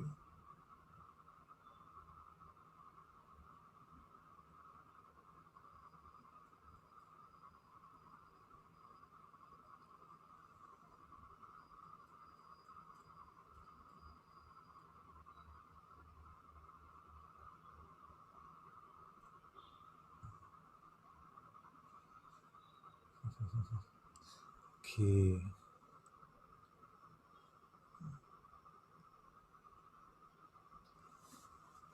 let's go to Jada.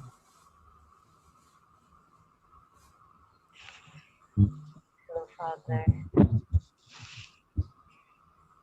And I put my hand up, and there was some question, but and then you, sorry.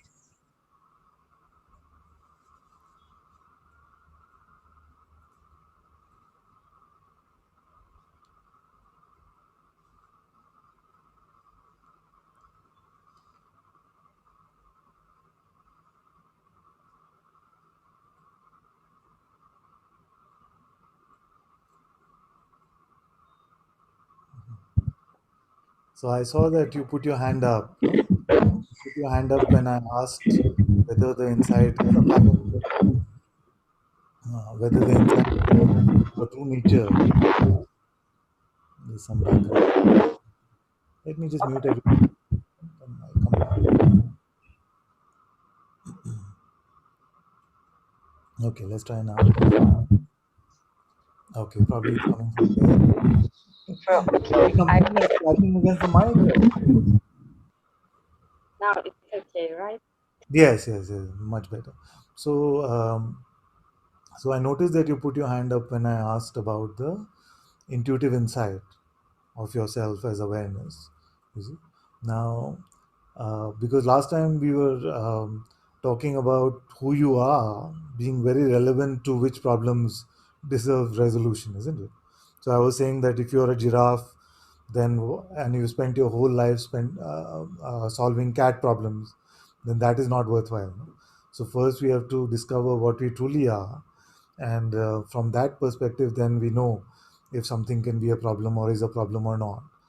So if the insight is apparent to you that you are in your reality this self or awareness, then what is the limiting condition for that awareness or problem?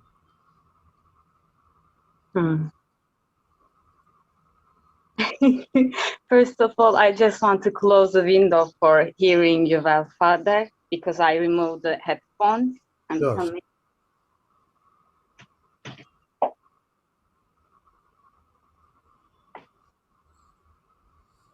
Okay. So,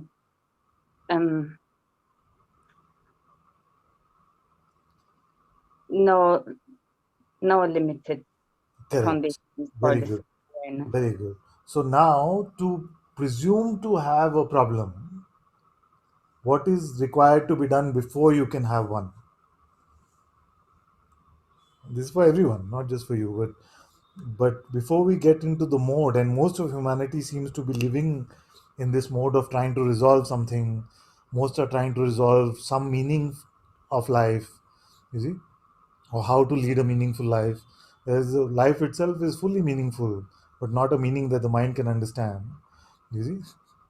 But many are trying to solve these sort of non-existent problems.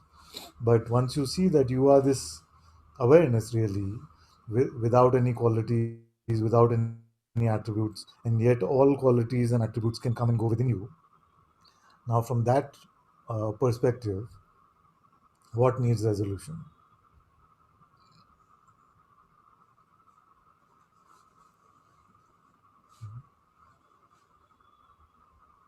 Hmm.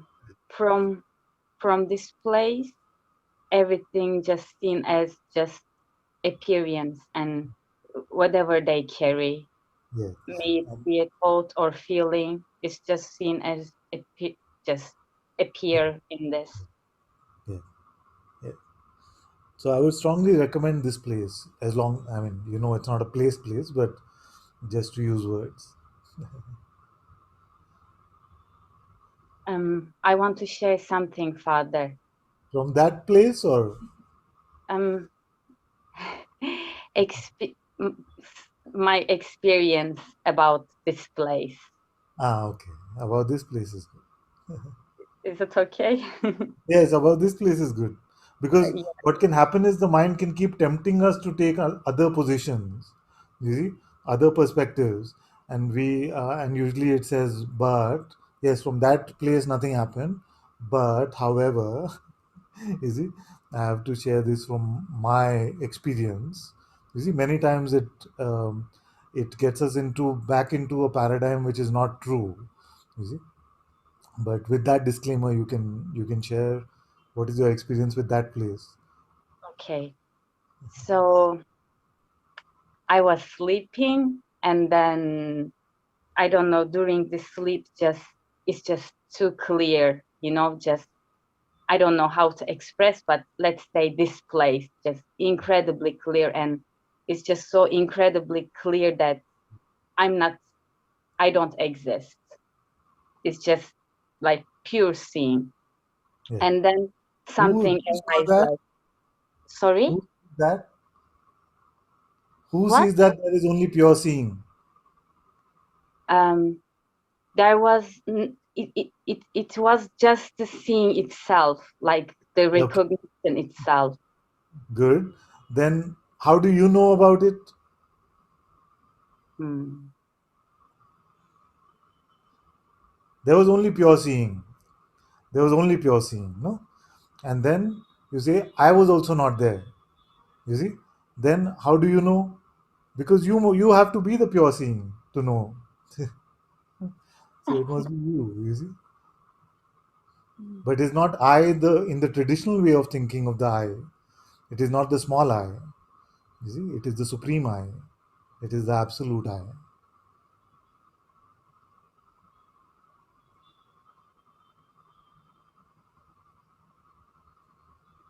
You see? Now to this I, the whole world appears. And suppose the whole world is in turmoil and there are problems everywhere, everything is burning everywhere. What happened to this I?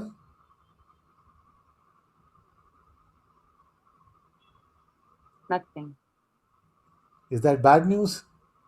No, Does no, this mean that the body mind, which seems to be central in the play of the world appearing, does this mean that that becomes inactive or passive somehow?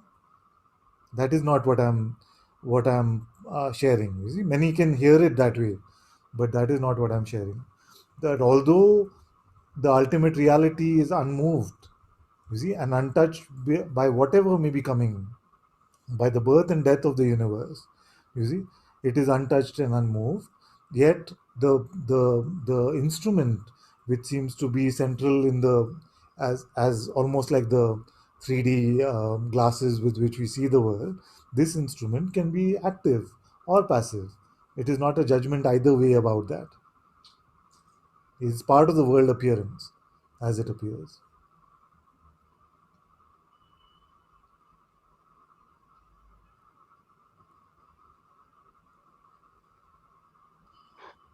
So, can the dance of this flesh bucket mean something uh, about the ultimate reality? May you please repeat, Father? Yes. So I'm saying, can the dance of this flesh bucket, this body, can that mean something about the ultimate reality? Can that mean something? About May the you, pure seeing which you are? may you please change some words for me to understand? Yes, yes. So I'm saying that whatever may be happening, you see, in the play of this body. So one day body is this way, one day is happy, happy. You see, whatever way it may be, what does it mean for the reality of the pure seeing that you are? You see? You see? Now, what is the mind job? The mind job is to convince us that this worldly play, and especially the what is happening with this particular one body appearance, means something really. You see, like when we say, "I'm really not lying. I'm telling you the truth. It is really like this." You see, we are not speaking really with a capital R. We're still talking about really with a small r, because for reality, nothing happened.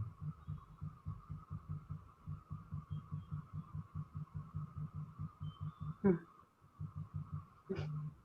You see, and as long as we treat the small r, the propositions or the notions from the mind, to mean that they are really applicable to what is, that is when we get true isness mixed up with what it is not actually.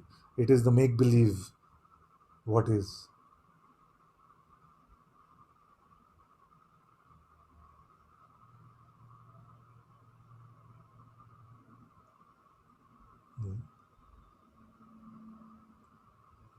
The mind will try to convince you that no, no, I want to be both. I want to be the ultimate reality, but I also want to be this, you see. But the thing is, the self is already playing both aspects of itself, the unmanifest and the manifest. It doesn't need any more duality. It is tasting itself in all its manifest creation. In the moment of waking up, this whole universe is tasted. You see? So it is getting that taste already. So don't let the mind convince you that you have to dance on both sides of the aisle or something.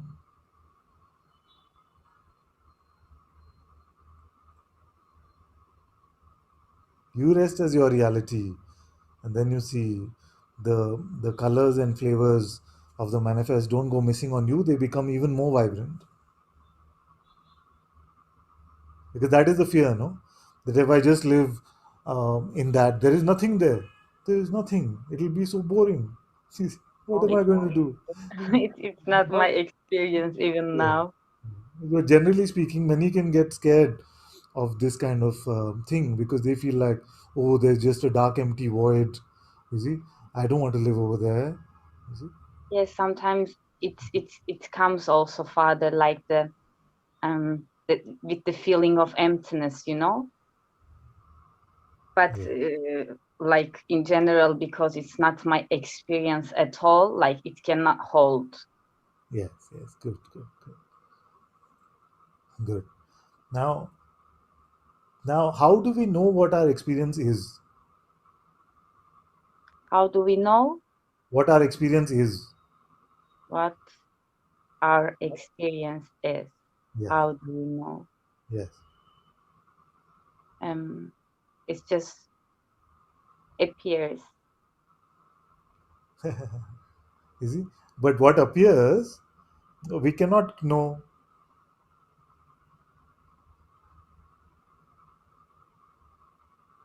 In what way? We can only think we know, but we can never really know.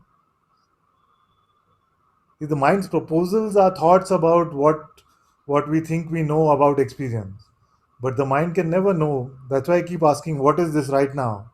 And nobody can give me a good answer. I know that. Not really, but just for dramatic effect. Yeah.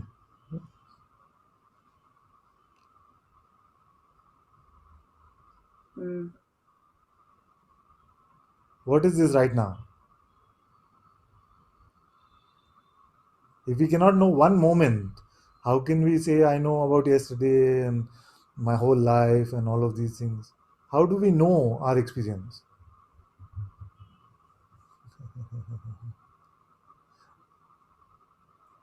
The knowing which is inherent in experiencing itself, in perception itself, that is more than enough. You see? I don't know if it is too subtle what I'm saying. So May I'm you saying please, that the know Father? or I the intelligence, the intelligence which is inherent in the experiencing itself, in the perceiving itself, is more than enough. We don't need to then convert it into words, because those words go very far from the actual perceiving itself. Like we can say yesterday was a wonderful day, all only beautiful things happened. Not true. Or we say yesterday was terrible day, whole day only terrible things happened. Not true. It is just using very, very broad strokes to try and paint a picture which is much more intricate than that.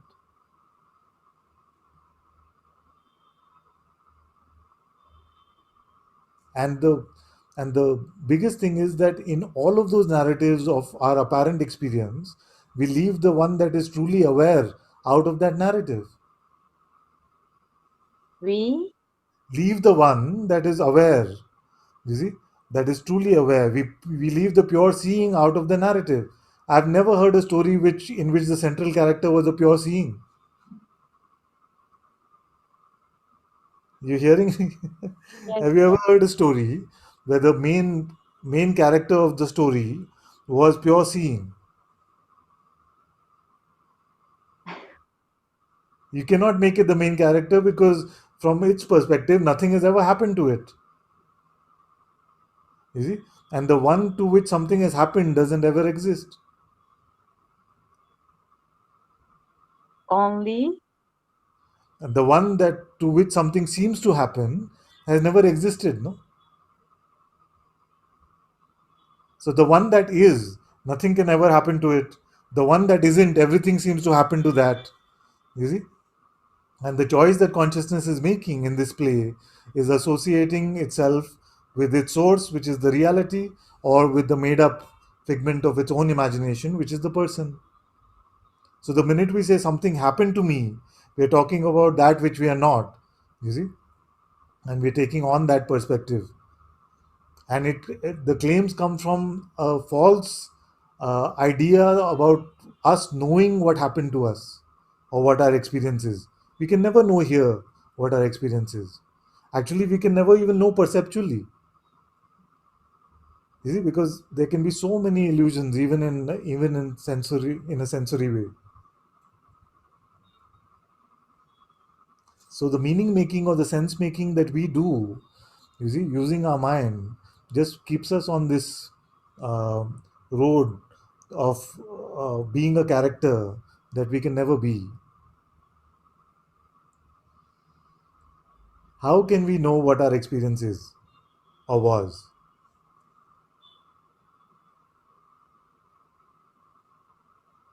What is the mode of knowledge that we can truly trust? Is it what our mind is telling us? Is it even what our senses are showing us? How do we know this is not a dream?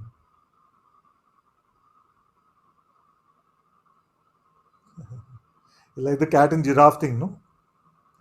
They say King Janaka had a dream, and then he woke up and he asked his master Ashtavakra, Master, please help me.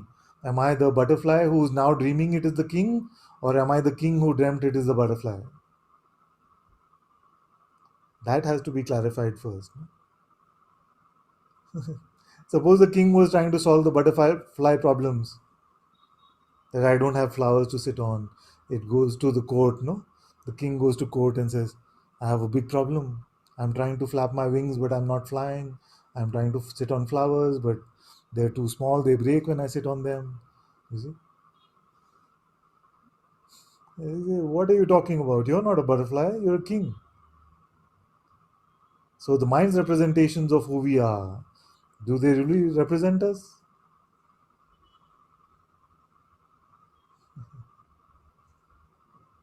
You see?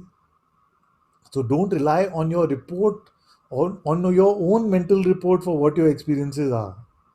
Rely on your experiences itself if you have to. Leave pure perception. It's completely fine. You see, you don't have to judge it in any way. It can happen and it's very beautiful. It can play out as it is playing.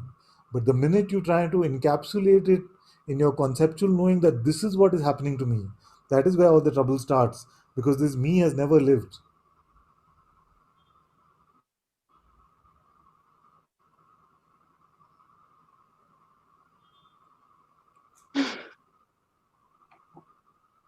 You see, and especially when we say I'm going to speak about my experience of the pure reality, then we are in trouble both ways.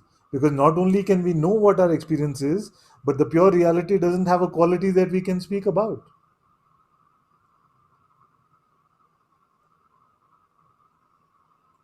You see, that's why the sleep example is probably the only way we can really talk about it. You see?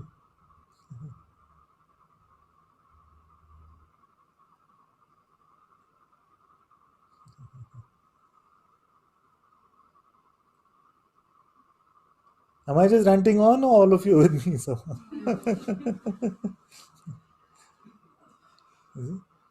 so but I'm just introducing you to the mental garbage, no? This the mental garbage that all of us own, because it comes with the claim of speaking something true about our life.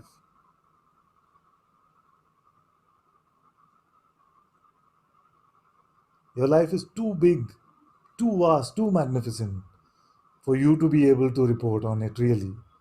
And you can try and give some clues, but if you become too attached to the interpretation, then we seem to miss out on the magnificence.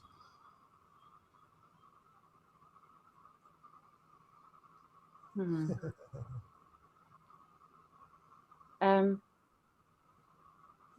may we look at something, Father? I don't know if it is related with it, but I wanted to bring this to you.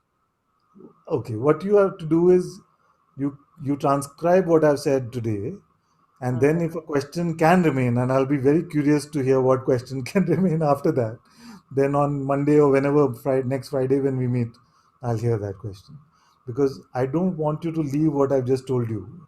I feel like I've shared something really important, and which cuts to the root of it. You see, so I don't want either of us to get distracted from that. You can bring this again here too, Father. Huh? What I will bring to you, you can bring this in this place. Like, I don't know. I just want to bring it, and you can.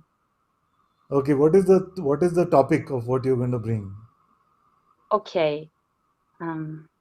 Just the topic. Just tell me the topic before you bring it. Okay. Feeling, No, not today.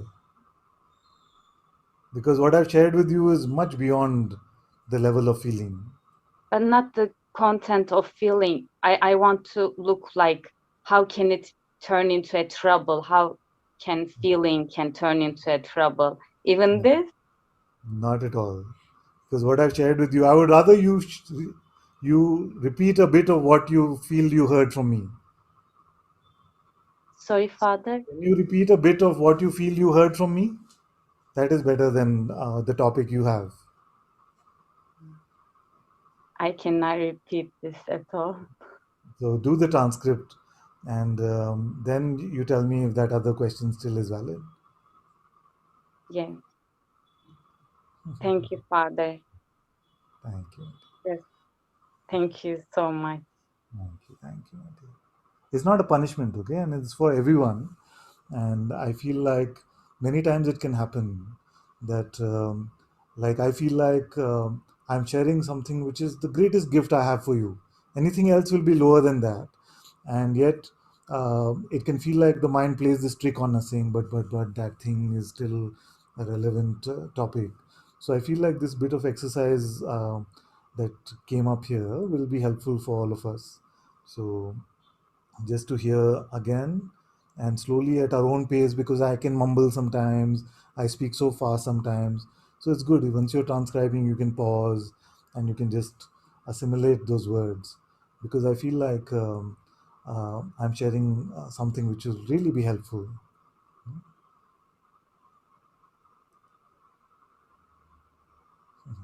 Thank you. You have given me the greatest blessing, Father, beyond my asking. So just thank you. Thank you. Thank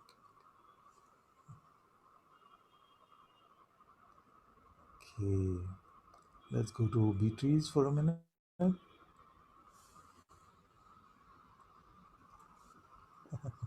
Actually, I've been seeing her throughout, and she seemed very happy with you.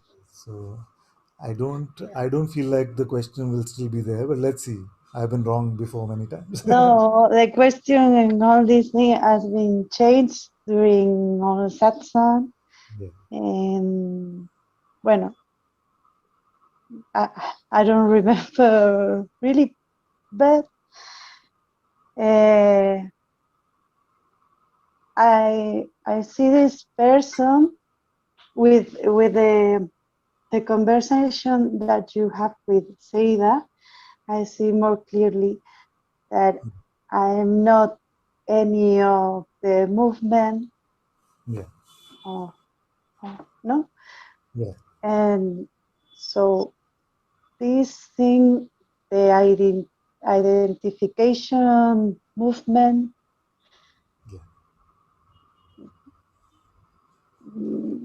maybe comes, and so we say, I'm identified one more time, no? This part not so clear. Can you repeat this one? When this movement of identification comes, like these I thoughts, I see more and more clear with more and more distance, but it's still happening this identification thing or something. So when this happens, it's like I'm in the person again or something like this. How do you know? I don't know really that these thoughts comes. So I feel that I want to finish. Okay, let's wait for a moment. Let's pause. This is good. So does the arising of a thought make it true? No. So when the thought comes, okay, the master said don't identify as a person, but obviously the thought will come and say, oh, you are identifying as a person. You see? Now, does the arising of the thought make it true that you are? No, but maybe the arising of the thoughts or the movement of the illusion, it seems like it's real or something. What? I love this kind of conversation. I love this kind of conversation where both sides can't understand what the other one is saying. I'm very comfortable with that. As long as I'm not forced to understand, and as long as I'm not forcing you to understand, it's beautiful. I don't know. I feel like this have to finish, and I try my best to this to happen. Did not have this project that this has to finish. What would you work on?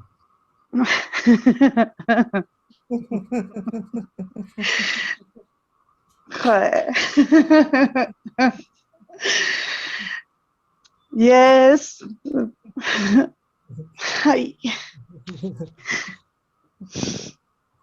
But I feel that. So what about if the finishing of this project, if the finishing was this project was just to meet the fear of being completely empty and alone with nowhere to go or nothing to do, you see, maybe that is the finishing. I don't know, because what I am right now. No, in this Exactly have what no I'm saying. form.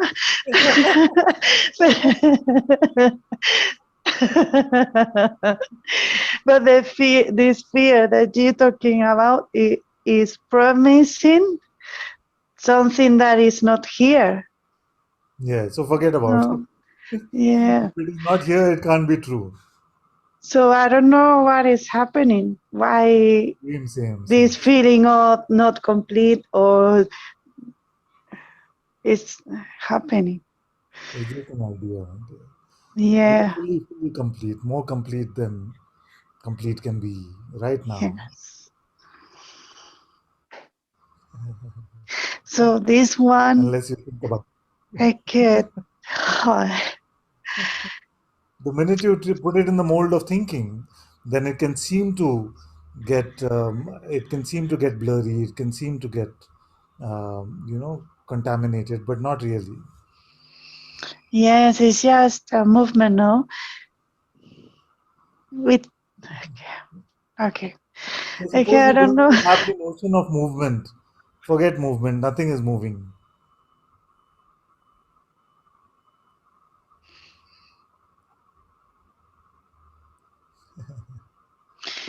Yes, something is worrying about the movement and the yeah.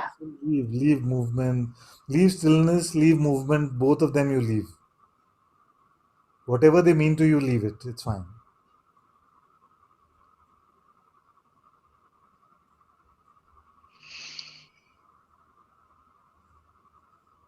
Okay, I don't know what I am doing, Father. I It's never know like what. yeah, I don't know if it's right or wrong or Just throw the apple away. The apple of right and wrong. No, okay. just don't bite into that apple of right and wrong, good and bad. Throw it away. The serpent has no power then.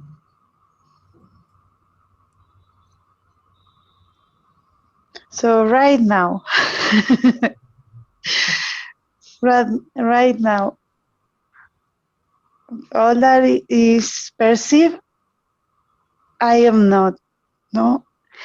Not even that. Just leave that also.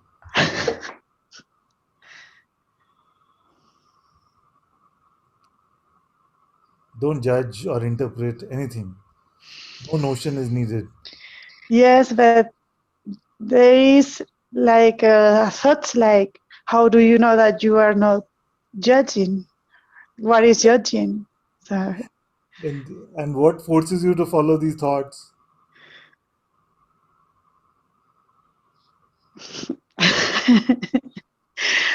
nothing. O sea, no. The idea of the person feels like I don't know what to do. That If you had to pick between me and a thought, what would you pick? what? If you had to Sorry. pick between, if you had to choose Uh, between me, and a you, thought. but you mean you, Father? Yes, me, meaning whatever this me represents, and a thought. What would you pick? Guruji. Yes, Guruji. Then pick Guruji every time. Don't pick the thought. Okay.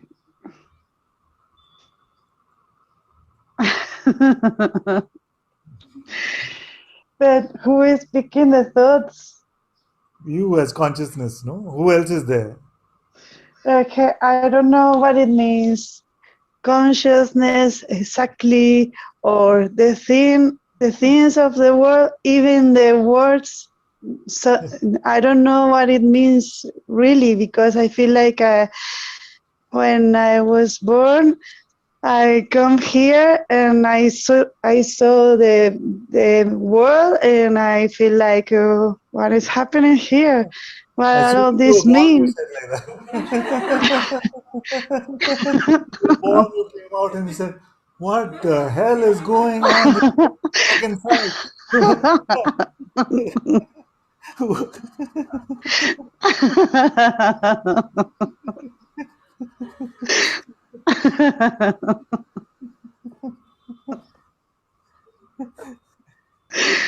Forget about it. Forget about it.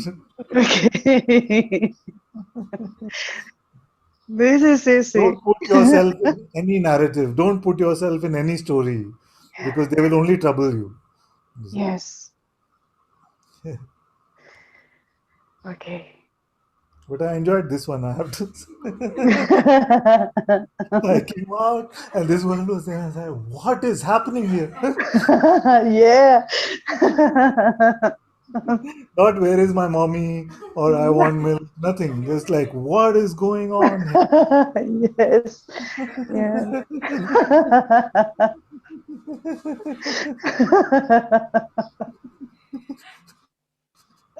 So you came with existential like angst. Yes, like You were this born a one philosopher. says something, but it's not true. Why he say that I'm like this if I'm not like that? Well, okay. It's good, my dear. Just let go of all the stories. You see, nothing, nothing, nothing. Not this way, not that way, not up, not down. Just forget. Mm.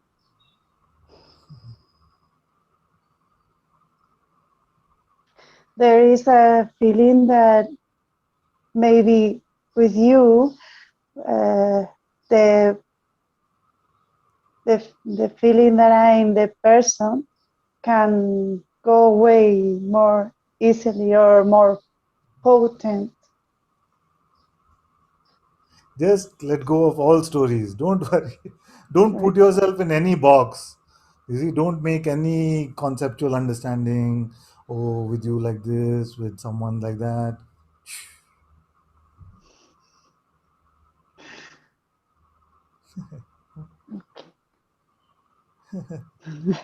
It's not difficult. It's very easy. Like the sage Vashish said, no? He said to be notionless is simpler than crushing a flower petal in your palm. Simpler than crushing that is to be notionless. Because you do nothing now. Huh? No Because you notion. do. No Ah? cause. Nothing. Nothing. Okay.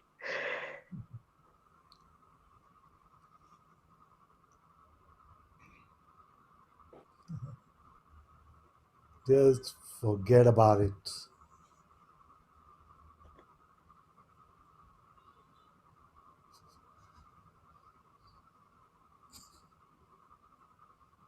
Good. Thank you, Father. Thank you very much. Thank you. Thank you, my dear. Okay, let's go to Etienne. Hello, my dear. Hello. Hello. Yeah. Hello. I I experienced something. Uh, I I We had a don't hear you that feeling. well, my dear. You've written something, is it? Have you written Sorry. something? We don't hear you so well. Oh, I'm sorry. I myself don't hear so well, so I'm Ah, sorry. it's okay. What can Did I you say do? you have written something or? Oh, I had written something, but it was about something else. No, forget it. No, Okay. I That's the first time somebody has told me that, which is fine. it was. I had a request, but I will do it by email. It was Okay, my dear. about a prayer I wanted to share, so it's something else.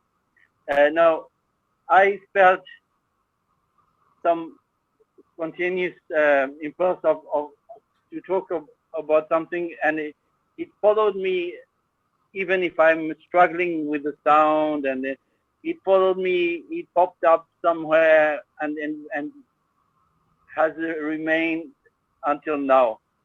So it is just uh, I I just try to hold it. It is about what makes the addiction to satsang, you know. Uh, um, so it is a bit. It is has to quite to do what what you are sharing today about what is real, what is not real. Yes. and then you know, it came to me the I like the joke of the man who is looking for under the light in the evening.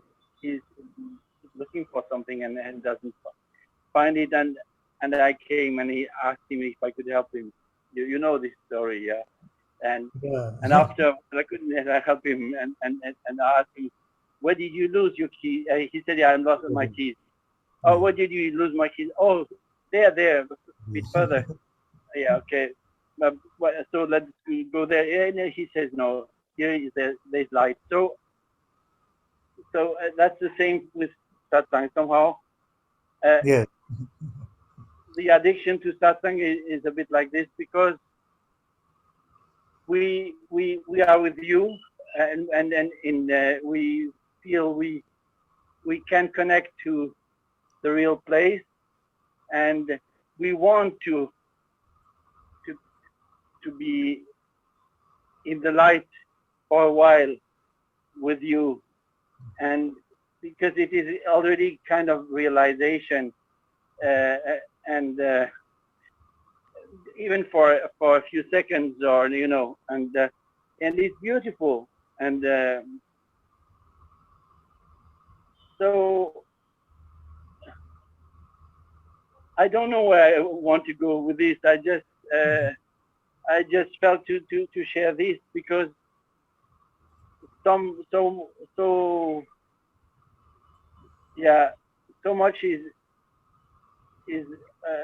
of our story cannot find any place in satsang. So we must find something else.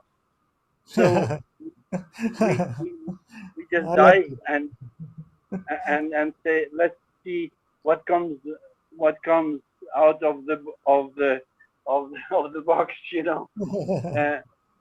And because we love to discover with you, and we are not sure that we will be able to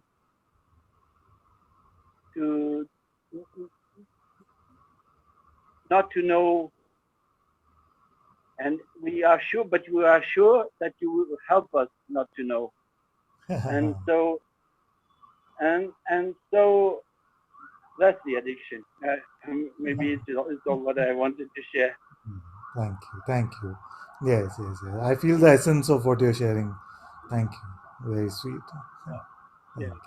Thank It can resonate in many ways. It Yes. has resonating all along the satsang today in many ways.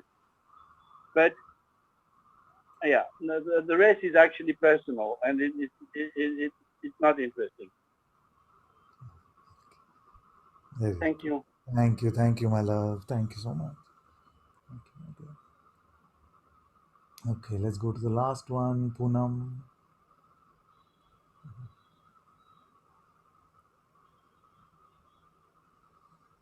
Namaste, Father. Namaste, my dear. Namaste. With respect to Zeda, when you were pointing out her, can you hear me? It's a bit broken, but let's continue. It may improve as we go along. Okay. You were pointing her like the ownership of experience. And before that, I actually didn't realize this was with me also. And during your pointing, I just realized 2 months ago, I had beautiful this thing. I was just there, and I No, did you? It seems like you're muting yourself somehow. was okay. It says muted, but you're audible. Maybe you can continue. Let's hear. Okay. It was like I just need this thing, and I So didn't 2 months realize I ago, was enjoying. Yeah, 2 2 months months ago, ago, what happened? I was there and I was experiencing that awareness very clearly. Ah, And during that experience, I reported to Ruchika also. I was writing it. ah, It was happening, and I just wrote to her like, this is what is happening, and it was so beautiful. I don't know. when I slipped or mind entered, I just cannot recall how it happened. After that, I was just not there. And it was like so much troubling me ki why I am not there. And after that, mind showed most dirtiest things which was within me, which I never saw in my life. And I could actually believe that this is within me. And I was so much arrogance, so much dirtiest things were seen during past 2 months. But I never realized that the ownership of my experience actually, that was the thing which was actually shown in a different ways. And just now I realized like that was so much arrogance in that, oh wow, I have experienced this. Yeah. And after that, it was shown in material way. Yes, this is the way you have arrogance, you have this thing, you have this thing. And I was not ready to accept actually. But just your pointing just made me realize, oh, this was the thing you did that. That is why you are not able.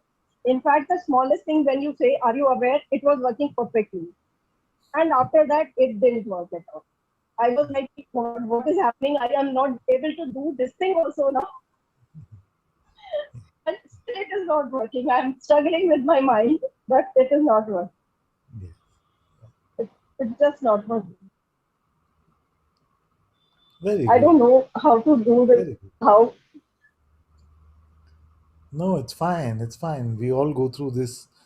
We have spiritual experiences, sometimes awakening experiences, and the mind wants to own that also.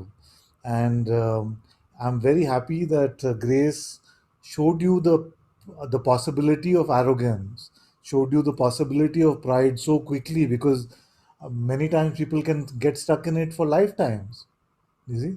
So I'm very glad that within a couple of months you have seen that whole cycle of the beauty of the insight, the becoming caught up in it, becoming arrogant about it, getting squeezed, nothing seems to be working, back to surrender, arms open in 2 months. It's a great gift.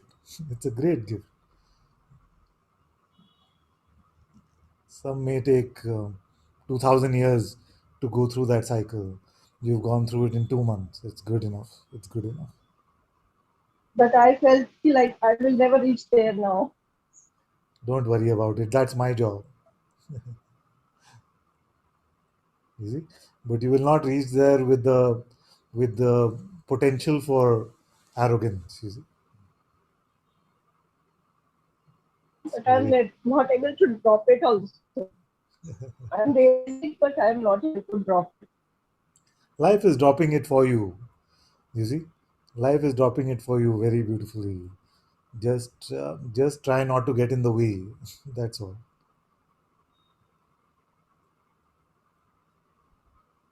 And what would getting in the way mean? That you try to impose too much of your ideas on life. Life is doing everything. Don't try to manage it or try to dictate to it what should happen or what should not happen. Okay, this is what I'm doing actually.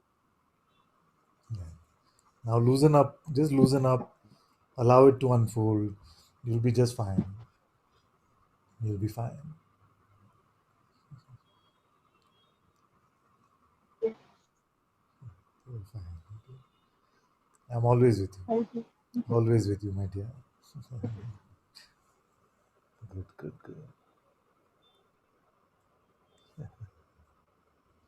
Okay, very good. It's been full on and fully long. So let's close now. We can hear one quick bhajan. And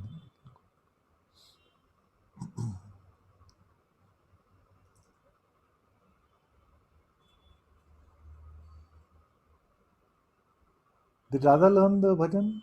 Where is she?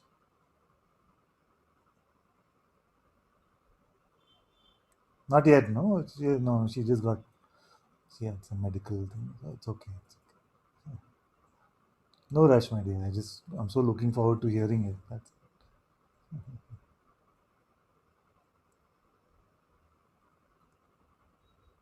Okay, let's play this fun one.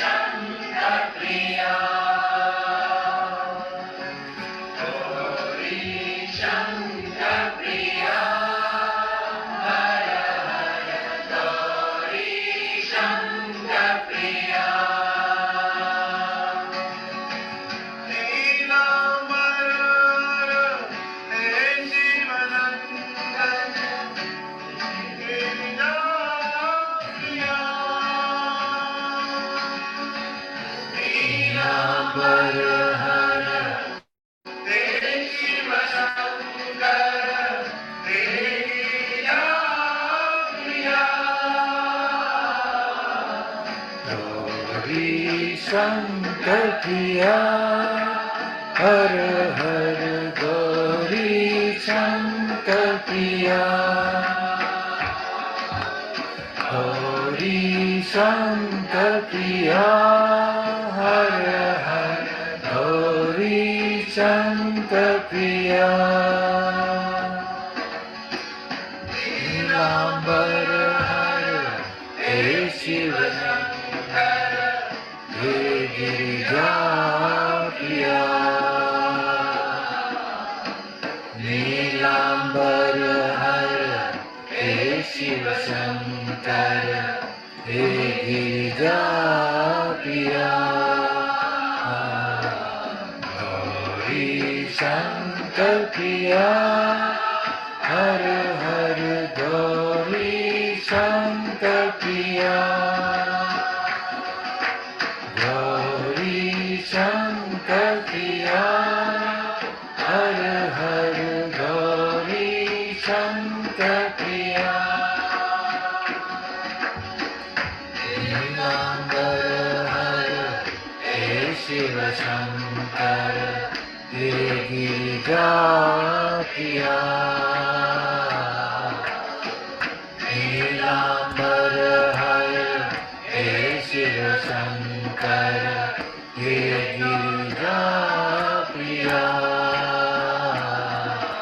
Gauri Shankar Priya, Har Har Gauri Shankar Priya, Gauri Shankar Priya, Har Har Gauri Shankar Priya.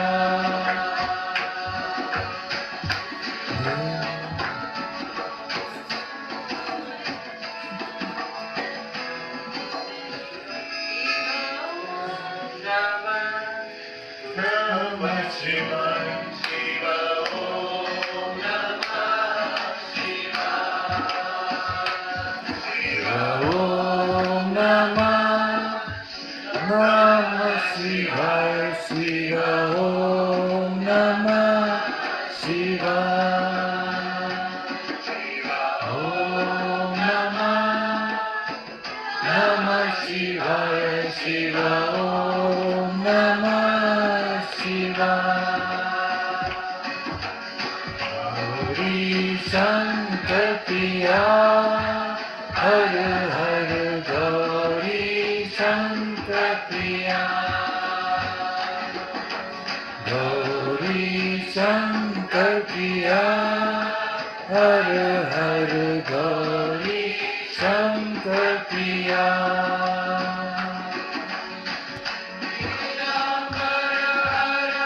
He Shiva Shankar He Girija Priya,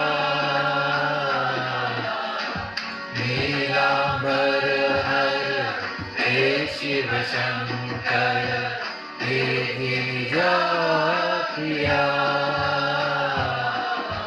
Gauri Shankar Priya, Har Har Gauri Shankar Priya,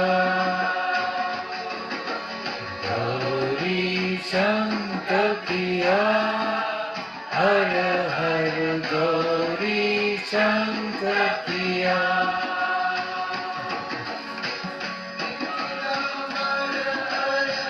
He Shiva Shankar He Girija Priya,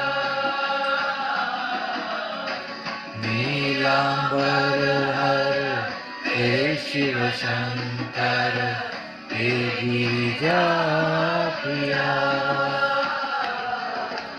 Gauri Shankar Priya, Hare Hare Gauri Shankar Priya, Gauri Shankar Priya, Hare Hare Guru Shankar Priya,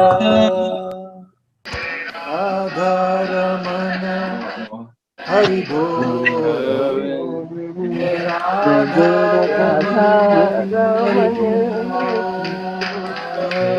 Radharamana Jai Jai Radharamana Hari Bol, Hari Bol, Hari Bol,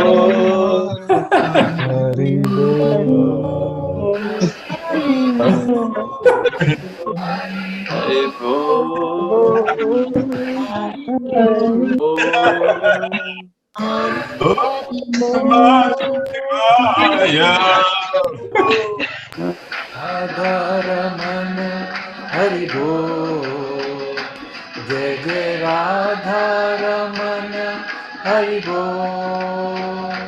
Jai Jai Radharamana Hari Bol, Jai Jai Radharamana Hari Bol, Hari Bol, Hari Bol,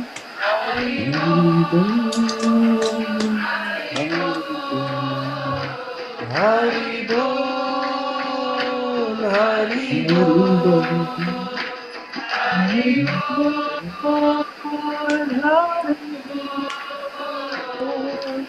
Radharamana Hari Jai Bol. Jai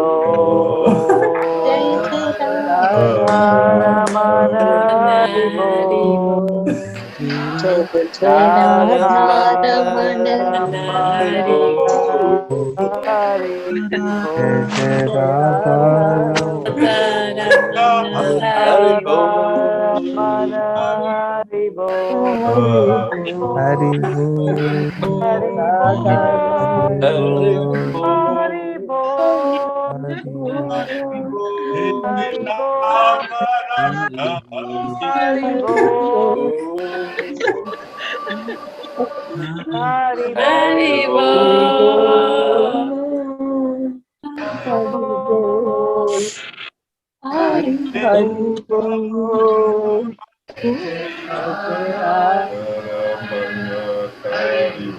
Radharamana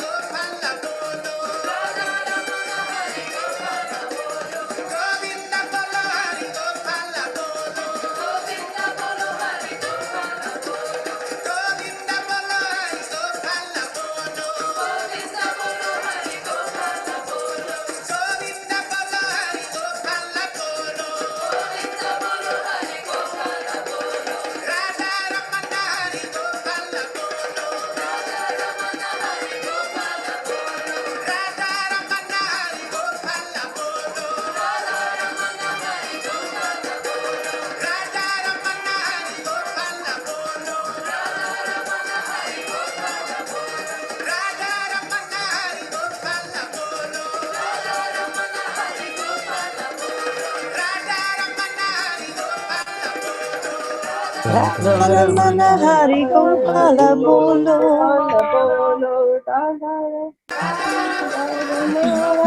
Gopala Bolo, Hari Radharamana Gopala Gopala Bolo. Bolo, Radharamana Hari Gopala Bolo. Radharamana Gopala Bolo. Ramanari Gopala Bolo, Rata Ramanari Radharamana Hari Gopala Gopala Bolo, Bolo. Rata Ramanari Gopala Bolo, Rata Ramanari Gopala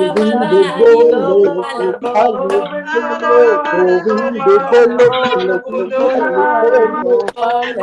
Govinda Bolo Bolo Gopala Bolo,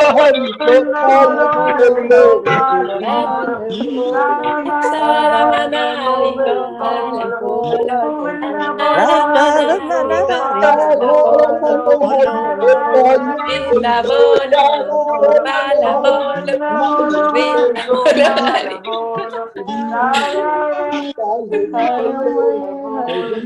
Govinda Bolo Hari Gopala Bolo.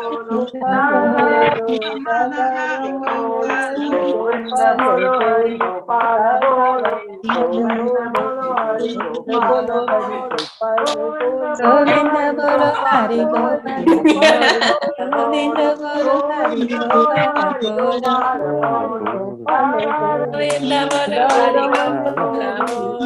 Govinda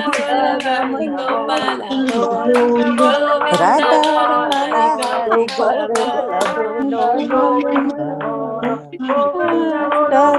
Hari Gopala Gopala Bolo.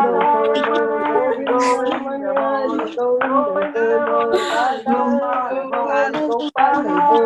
Radharamana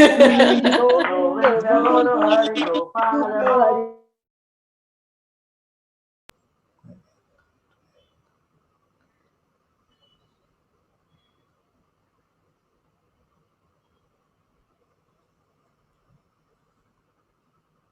Thank you all so much for being in Satsang today.